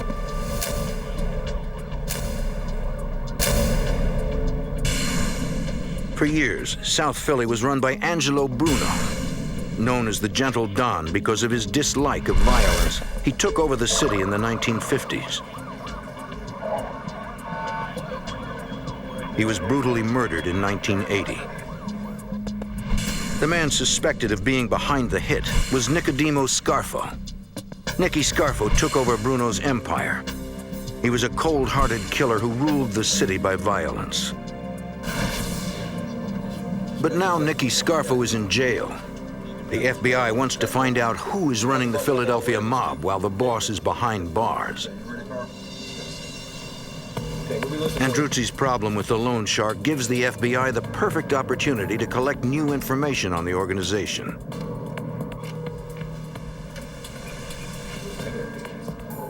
The college student meets with the bookmaker. He plays his part perfectly and is introduced to Salvatore Sparacchio, a known member of the Philadelphia Mafia. I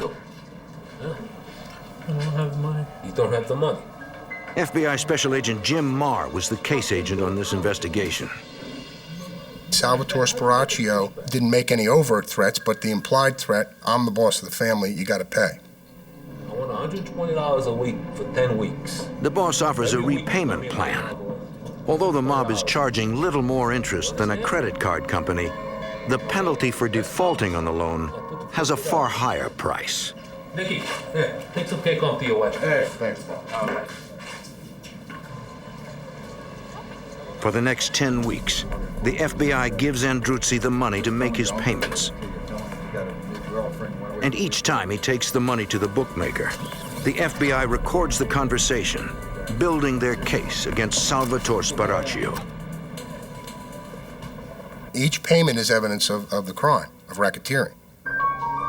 But the FBI is not interested in making low-level gambling arrests. How we doing, huh? They have a much bigger target. I'm sure it's all there.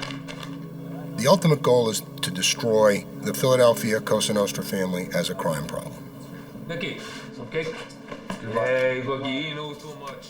The tactics we use are to attack the hierarchy. The structure is the target, and we attack the target through the hierarchy. They need more information. So on Christmas Day, when they know it will be closed, the FBI breaks into the bakery shop. We proved to the judge that gambling activity and loan sharking activity was taking place in an Italian bakery. The judge authorized us to put microphones in. For the next several months, the FBI records the conversations inside the bakery. We began listening to conversations of Salvatore Sparacchio, who was claiming to be the boss of the Philadelphia Cosa Nostra family. Although Sparacchio claims to be the head of the family, the FBI wire soon makes it clear that Sparacchio is not one of the big Philadelphia Mafia bosses. He is little more than an employee, but the FBI doesn't know who he's working for.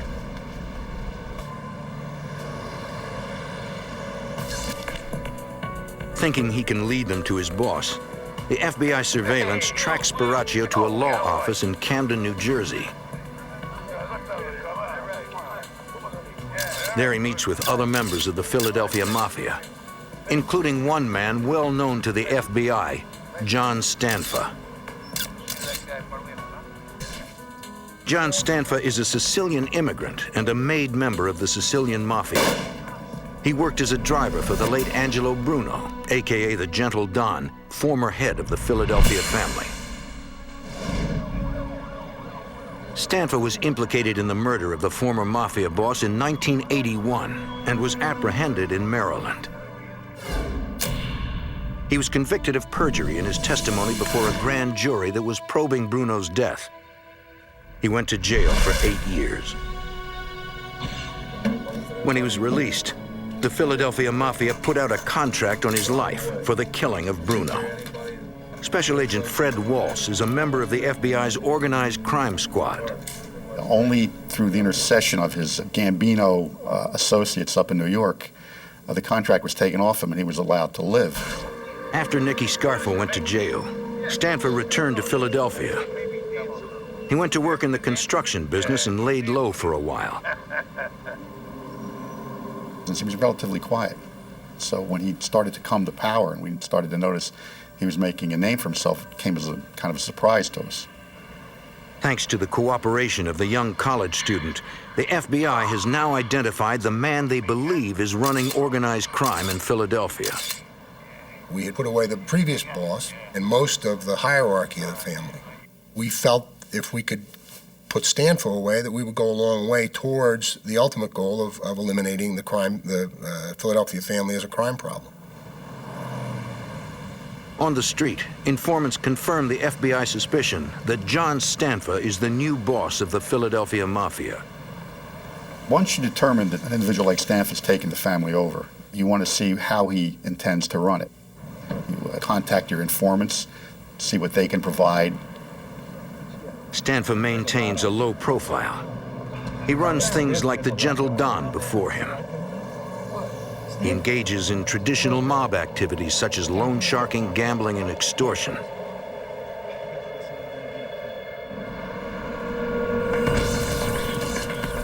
The FBI wants to find out where he is conducting business.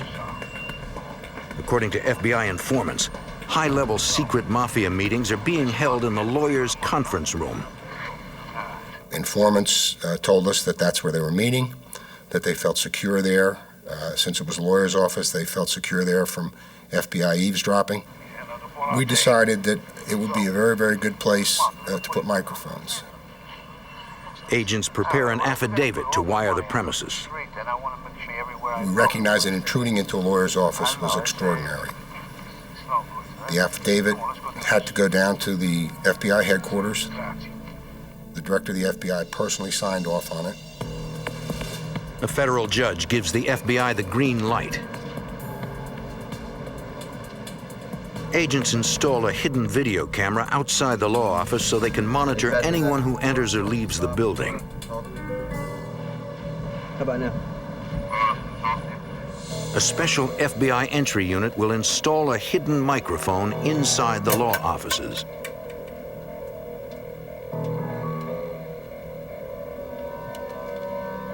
Agents make a surreptitious entry into the second-floor suite.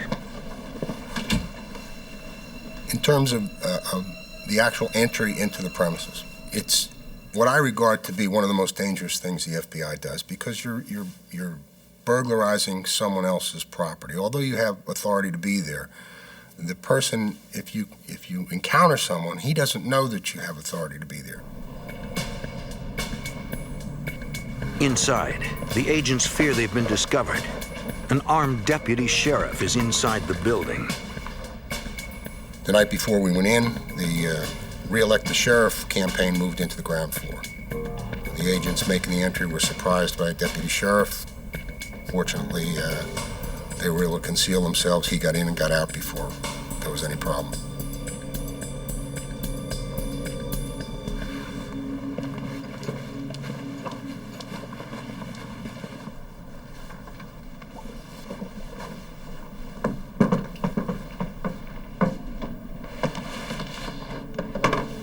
The technicians install a microphone in the conference room.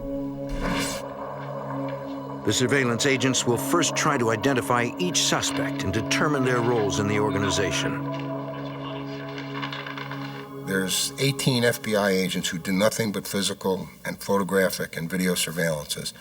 Most of their work they did for the organized crime squad. So we've got a lot of manpower out there, and we've got people who know how La Cosa Nostra works. And we can a lot of times figure out a hierarchy just by watching the way that they behave towards one another. That, coupled with information coming from informants, can tell us who the hierarchy is. Agents monitoring the conversations have to match the voice on the wire to the face in the video surveillance. John Stanford was very easy. He had a very heavy Italian accent, so it was very easy to figure out when he was speaking. But the agents have a problem. The conversations we intercepted in the office indicated to us that they were leaving the conference room and going somewhere. After going to all the trouble to plant the wire, the mob boss moves the meetings. The surveillance agents will have to find out where the meetings are now taking place. They will have to place another bug. They're gone. They're somewhere else.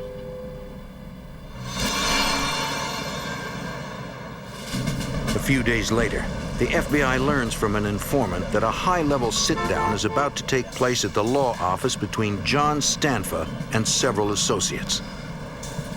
They need to get the new bug in place before the meeting. But they don't know where the meeting will be held. Agents dispatch an undercover detective to follow Stanfa into the office. Philadelphia detective Mark Pinero gets the job. We try to come up with a reason to actually go into the law firm to get a closer look at what was going on. So we had come up with a cover story utilizing a name of an attorney that we knew had left that firm. But it does not go exactly as planned. This unknown individual held the door for me to go in first, which kind of set me back because I wanted to go in second. I wanted to see where they were going before I was attended to. But I was relieved when I walked in and the receptionist greeted John Stanfa, and John Stanfa told her, "Let him know I'm here." And the receptionist immediately keyed her intercom and let the lead attorney of this law firm know that John was there and to send him in. So not only was I able to get her to identify John Stanfa, I was able to stand there and watch him go down to the actual office of this lead attorney at this law firm. That's good. That's real good. Okay, lock it on. Thanks. With this information, a federal court approves an affidavit for a second break-in at the office. Agents install hidden microphones in the attorney's office.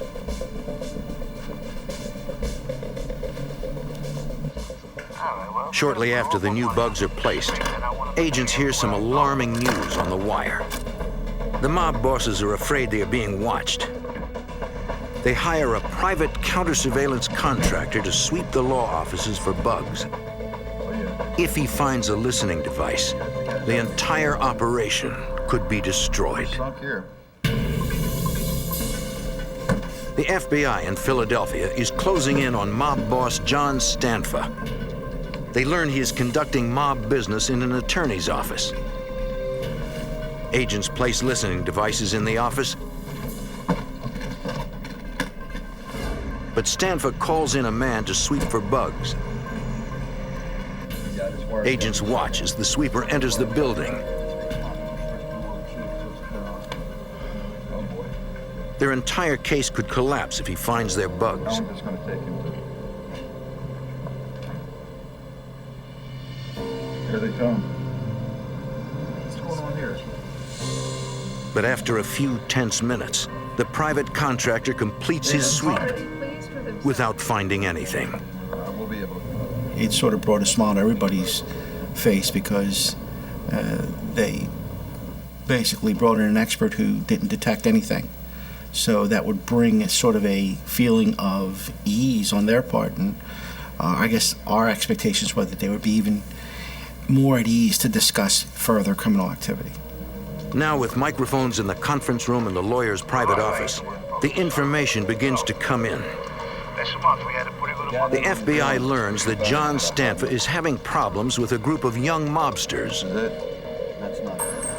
Born and raised in South Philly, their allegiance is still with Nicky Scarfo and the Mafia regime before Stanfa took over. They are known as the Young Turks. As far as they're concerned, Philadelphia is and always has been their turf. And the Young Turks deserve to be running the crime family, not newcomer John Stanfa. I would do the best job. Joey Merlino is the boss of the Young Turks. Michael Changlini is the #2 man. Joey and Michael have known each other since grade school. FBI Special Agent Gary Langan is the co-case agent. They didn't like the fact that John Stanfa, who what they considered an outsider, would come in and take over the mob family. And so they were trying to organize their own little group, even though they were part of the overall picture. And they wanted to be in charge. Informants tell the FBI that the Young Turks are not taking orders from John Stanfa. He doesn't run the city. They bragged about who they were and who they were aligned with. Bragged about how they were going to take the city over. They were the legitimate successors to the previous mob members under Nicky Scarfo. They were going out and shaking down bookmakers, drug dealers, and even shaking down legitimate businesses, and weren't sharing the profits, kicking upstairs to Stanfa.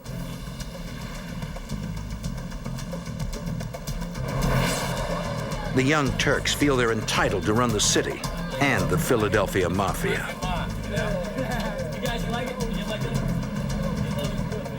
The aging John Stanfa, the old world Sicilian boss, resents the ostentatious lifestyle of the Young Turks.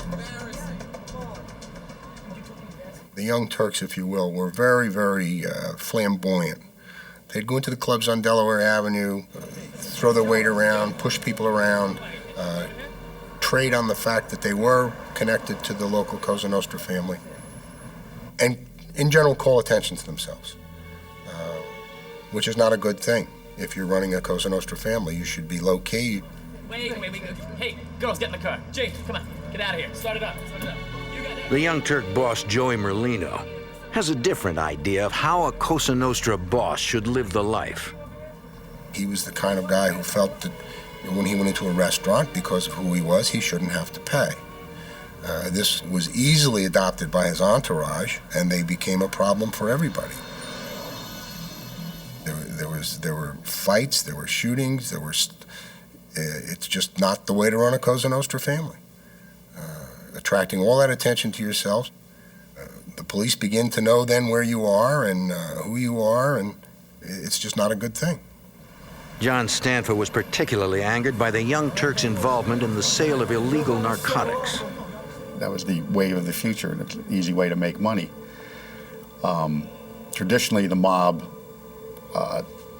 frowns upon having its members engage in drug dealing. Now, that's not to say that they don't do it. They get around that by having an associate or something deal drugs, and then they'll tax that individual and take a percentage of it. But Stanfa, he thought drugs were a dirty business and it draws a lot of attention, again, to the family.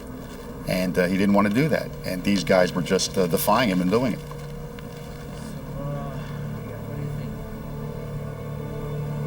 Once we heard that there was friction developing, we were looking to see how Stanfa was going to handle it. Okay, was he going to be aggressive and, take extreme measures? Or was he going to try and mollify these people and quiet them down and get them under his wing, so to speak? But Joey Merlino isn't going under anyone's wing. The Young Turks strike back at Stanfa. 73-year-old Joseph Gattone is one of Mafia boss John Stanfa's most loyal employees. Gattone is a bookmaker, a collector of street taxes. 4 gunshots shatter the daily routine of Joseph Gattone. The old man's blood marks the beginning of a deadly civil war. The FBI and the Philadelphia Organized Crime Task Force surveilled top bosses of the Philadelphia Mafia. Friction between feuding factions of the crime family increase, and a bloody civil war breaks out. Philadelphia police officers arrive at the scene of the shooting. The victim's keys are still in the ignition, and the engine is still running. 2 bullets penetrated the victim's neck. A 3rd bullet entered his temple. A 4th grazed the bridge of his nose and shattered the passenger side window. When Agent Marr arrives on the scene, police have already checked the registration of the car, but they don't yet know who the victim is.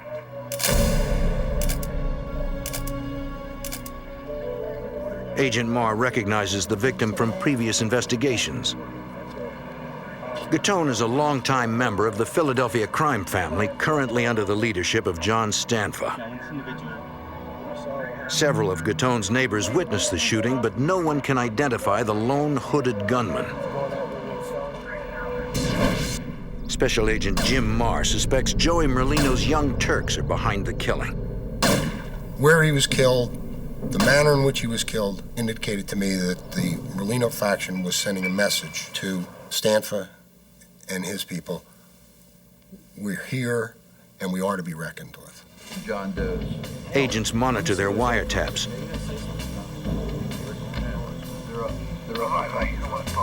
But no one is talking about the murder. Special Agent Fred Walls. Initially, at the time that this bookmaker was murdered, we weren't sure who was involved. There was nothing definitive on the wire after the bookmaker had been murdered. There was a reference to the fact, but nothing that would indicate to us that Stanfa had a belief someone had done it or someone hadn't done it. Investigators are certain the murder is mob-related, but they have no proof.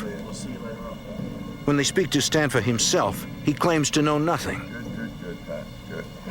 But Stanfa strikes back. 5 weeks after the murder of John Stanfa's bookie and tax collector, Michael Cianglini, the Young Turks' number 2 man, is coming home after a basketball game.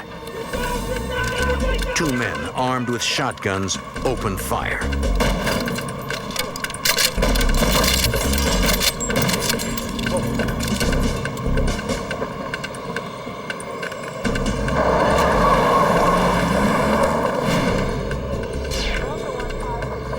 Somehow, Cianglini, his wife and 2 children, were uninjured in the attack. Investigators recovered 12-gauge shotgun shells from the front yard and shotgun pellets from the ceiling of the living room and dining room. Despite the brazen attack on Cianglini and his family, he won't cooperate with the detectives.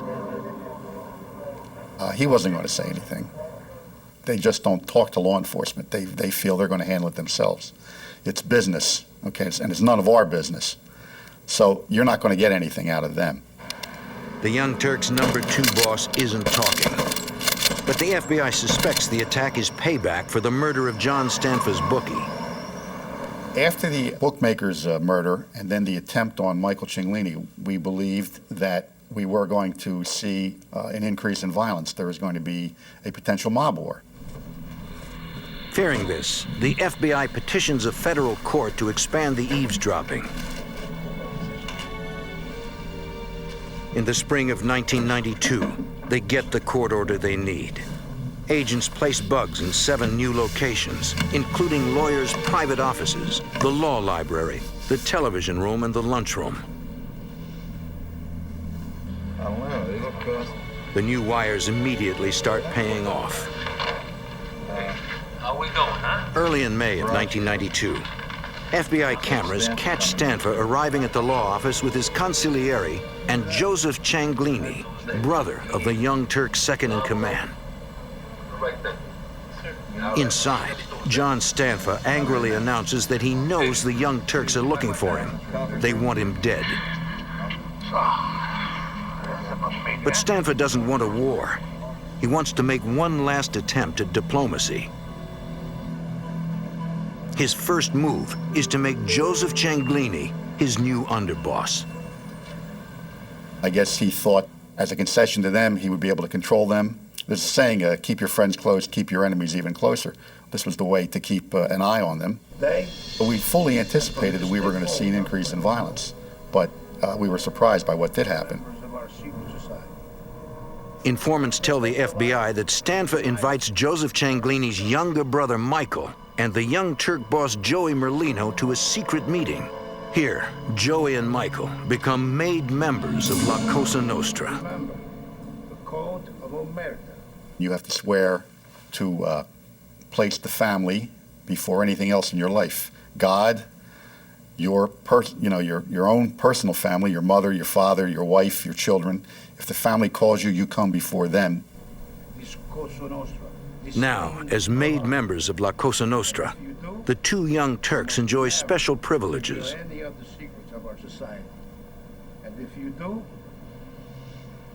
The benefits that come with that are that you can conduct your rackets, whatever they may be, without fear of interference from someone who is not a member. The family in a dispute will always decide in your favor if you are a member and the other person is not. A member cannot be killed unless the boss of that family to which he's a member approves. For John Stanfa, promoting the Young Turks is his final act of diplomacy. The FBI and the Organized Crime Task Force will keep a vigilant watch to see if Stanfa's bold move stops the violence. But agents still need to collect more information about the crime family to shut them down for good.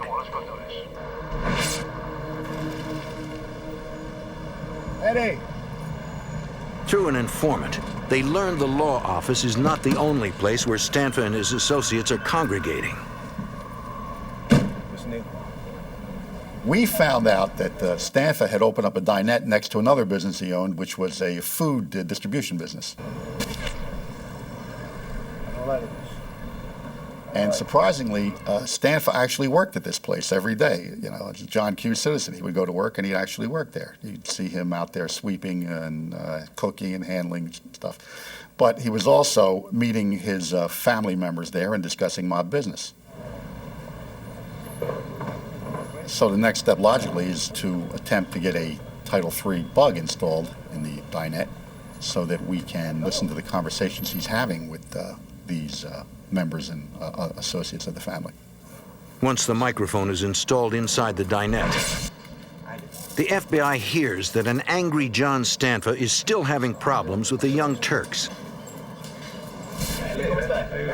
He requests a final sit-down with Joey Merlino.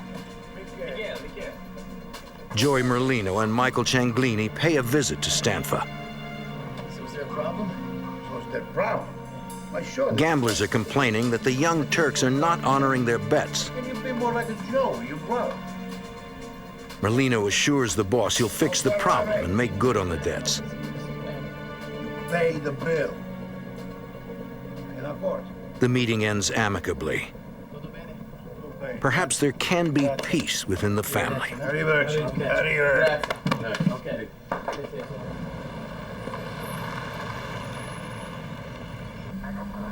Early in March, FBI surveillance agents observed Joseph Cianglini and a waitress opening up the Stanfa dinette. It's almost exactly 1 year after his brother Michael was nearly gunned down at his home.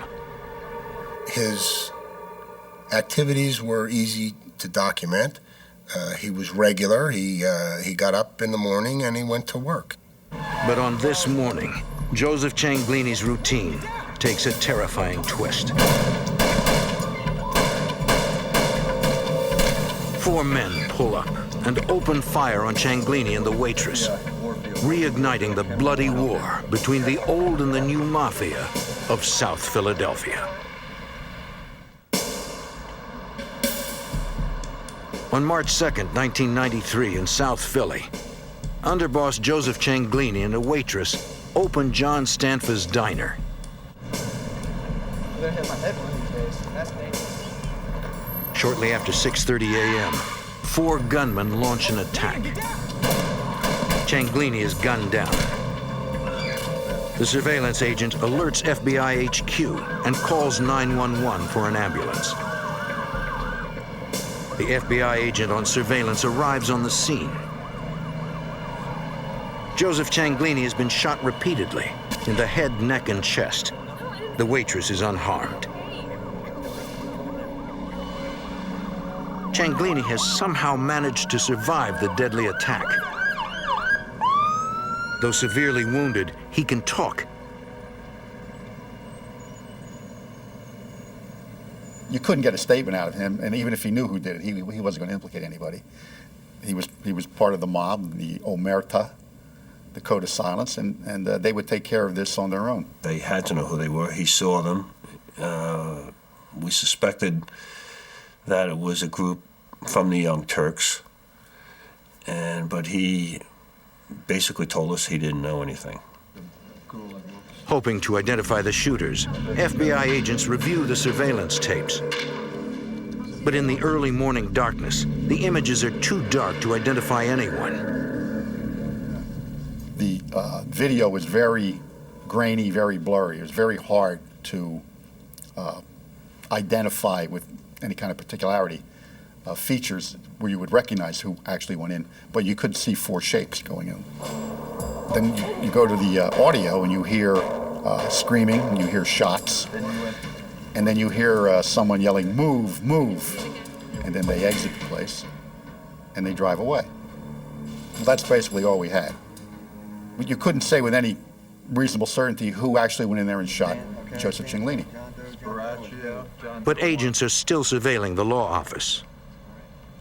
In the listening post, wiretaps record a chilling conversation between Stanfa and a mob associate. John Stanfa suspects Michael Cianglini was behind the attempt to kill his own brother Joseph at the restaurant. Yeah, Michael and Joey were on the opposite sides of internal war within the Stanfa family. They were half-brothers, and it didn't make any difference. He thought his brother Joey was on the wrong side, and he was going to take him out. For John Stanfa, there is only one choice: eliminate Joey Merlino and the Young Turks. So he starts to recruit his own muscle to send them out and to start stalking these Young Turks and trying to kill Joey Merlino, Michael Cianglini, and the people associated with him. Undercover FBI agents deliver a warning to Merlino and Michael Cianglini. What's going on, fellas? When we're aware of the fact that violence is going to occur or may occur, and we think we know who the violence is going to occur against, we have an obligation to go out and warn them. John Stanfa is sending hit teams into the streets with orders to gun down Merlino and Cianglini. The Young Turks shrug off the FBI warning. Even though they know their lives are in danger, they refuse to cooperate. The Young Turks should have listened to the FBI. A Stanfa hit team tracks them down and opens fire in broad daylight. Michael Cianglini is shot in the heart and dies on the street. Joey Merlino is wounded. It is clear to the FBI that John Stanfa means business. He's taken up the challenge, and he's retaliated with a lot of force. So that's where we are right then and there. We believe that Stanfa is responsible for it. Now we have to prove it. 3 hours after the shooting, South Philadelphia police officers respond to a burning vehicle. The car matches the description of one seen by witnesses at the shooting. Police run a trace and learn that it was leased to a member of the Stanfa crime family. That night, police question Phil Coletti and his wife. She tells police she reported the car stolen. Coletti says he has been home all day. The FBI views the couple's alibi with skepticism. Coletti becomes the first suspect in the shooting murder of Michael Cianglini. Several days later, the FBI gets a lead on the second shooter. The FBI had received a call from a physician who said that he had treated an individual who came in with burns that he felt were rather suspicious. FBI agents find John Vesey at home. He, too, is a known member of the Stanfa crime family. Agents ask Vesey what happened to his hand. And he says he had an accident with his barbecue grill. His hand was burned when he spilled lighter fluid.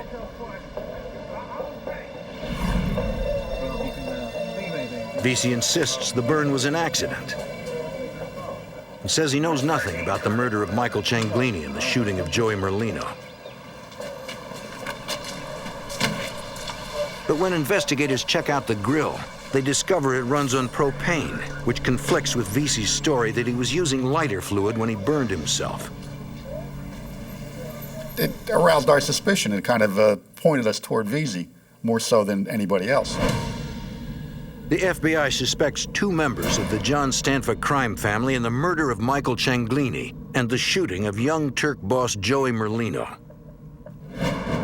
But before the FBI can bring the shooters to justice, Joey Merlino and the Young Turks try to get their own revenge.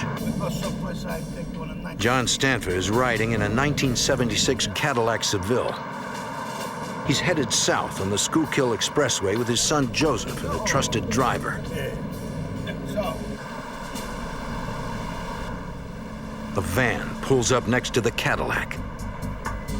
Two gunmen thrust 9mm machine pistols through portholes cut in the side of the van, and they open fire. A full-scale mafia civil war rages on the streets of Philadelphia. Violence explodes with a brazen rush-hour attack on Sicilian mob boss John Stanfa. The gunfire misses John Stanfa, but his son Joseph is hit in the face. Stanfa's driver rams the van, forcing it off the highway. What was really brazen about it was on a highway like that, random shots could have struck and hurt, even killed any innocent people who were on there. Investigators have no doubt the attack on Stanfa is Joey Merlino's revenge for the murder of Michael Cianglini. It showed you the extent of the violence these people were willing to employ and the grudge they bore against Stanfa. Police find Stanfa at the hospital. Despite the brazen attack on him and his innocent young son, the Cosa Nostra boss claims he has no idea who tried to kill them. And of course, it's the old, I don't know who would have done this to me. And we don't get anything out of him. It is only a matter of time before innocent civilians get caught in the crossfire. And it's time to turn up the heat on the warring mob. Any known Stanfa or Merlino associate seen driving around South Philadelphia becomes the subject of a routine traffic stop. Authorities arrest 8 mobsters for carrying weapons. They confiscate .380, .45, and .38 caliber semi-automatics. The FBI has no doubt the Young Turks boss ordered the hit on John Stanfa, but feds can't prove it. Joey Merlino has to be yanked off the streets. The FBI arrests him for a parole violation of a 1990 armored truck robbery.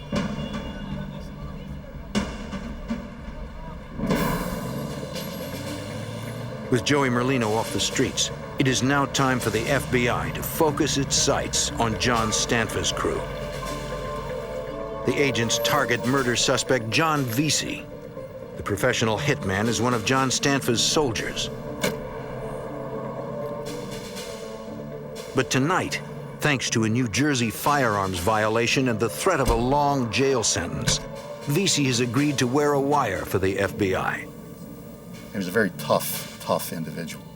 And he did some construction work as a hired laborer for John Stanfa's brother-in-law, who was in construction. And he caught the eye of Stanfa, and Stanfa realized this kid was a tough kid, and he could, he intimidated people. Under Stanfa, Vesey became a loan collector, an enforcer, and a killer. Okay. Now he claims he feels the weight of the murders he committed. All these things, plus the fact that his brother, who really cared for him, was convinced that John was going to go down and never see the light of day. His brother convinced him that he should cooperate. Vesey was made into the family by John Stanfa. And now he wants to get out, alive. You couldn't measure the significance of it. It was like a coup for us that he came on board. Vesey quickly becomes comfortable wearing the wire. He has several meetings, but the conversations don't provide any new evidence against John Stanfa. He's out for a little while. I think he met with one or two people, nothing great. He was a little down about the fact that he wasn't getting the conversations, he wanted to. He was really into it. We told him, look, don't worry about it. We got a lot of time. We'll do it again till we get it right. It's Friday night now. You've worked long and hard for us. Go home. Go home and relax. Don't go out. We'll hook up with you again. We'll do it again. Later that night, John Vesey runs out of luck, and the FBI's Organized Crime Task Force is dealt a crippling blow.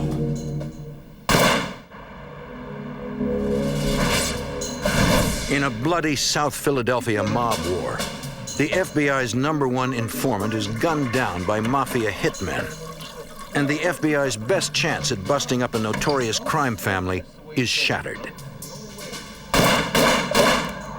FBI Special Agent Fred Walls is devastated by the news that informant John Vesey has been shot. Well, when you hear that someone's been shot in the head, you think the worst. But against all odds, after 3 .22 caliber slugs slammed into his skull, John Vesey is still alive. I'm shocked. This guy was shot in the head. He's given an interview. And he proceeds to tell what happened. Earlier that night, after he removed the wire and the FBI agents went home, Vesey ran into John Stanfa's underboss and one of his soldiers. And they tell him, we've been looking for you. We want to get you started in your own bookmaking operation. We're going to show you how to do it. We're going to go over to this location in South Philadelphia above this meat store. For Vesey, it was just another late-night business meeting. He wasn't wearing the wire anymore, and he thought he had nothing to fear. He says he goes up to the room. The maid guy is sitting down with him at a table, going over figures, telling him how to take bets, how to write stuff down. The underboss excused himself. He has to go to the bathroom.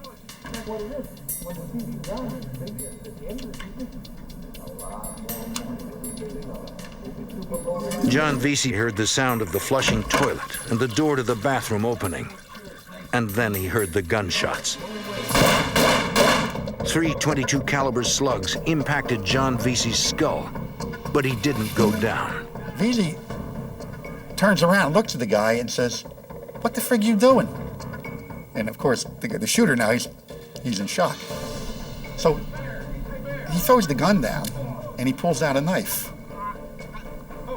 Well, Vesey takes the knife away from him and cuts him and basically incapacitates him and throws him on the ground. He turns to the other guy, the main guy, who's an older guy, and the guy looks at him and he says, John, He said, this has all been a mistake. It's a misunderstanding. We're gentlemen here. We can settle this. And Vesey says, get out of the way, or I'm going to take you down too. And against all odds, John Vesey walks out of the room alive. And that just goes to show you how tough this kid was. I mean, he was tough. And the bullets went into the back of his head, and we later found out they had hit the head and come around, okay? I guess the slugs weren't as strong. It was a 22 caliber long rifle slug. And he took 3 in the head and survived. 2 weeks later, ex-mafia hitman John Vesey makes his first appearance before the federal grand jury and testifies against his former crime family. The information he provides is invaluable to the FBI. Vesey names names and gives the FBI what they need to move against the Philadelphia mob.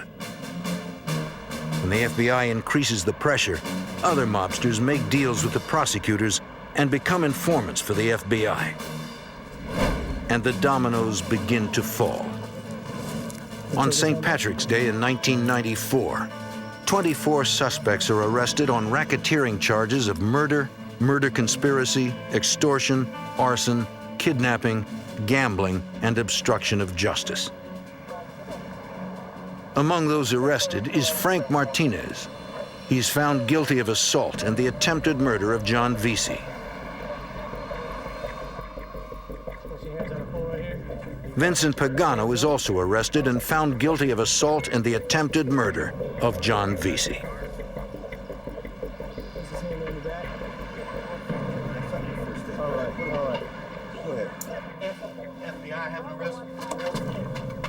On the same day, John Stanford is arrested on racketeering charges of murder, murder conspiracy, extortion, arson, kidnapping, gambling, and obstruction of justice.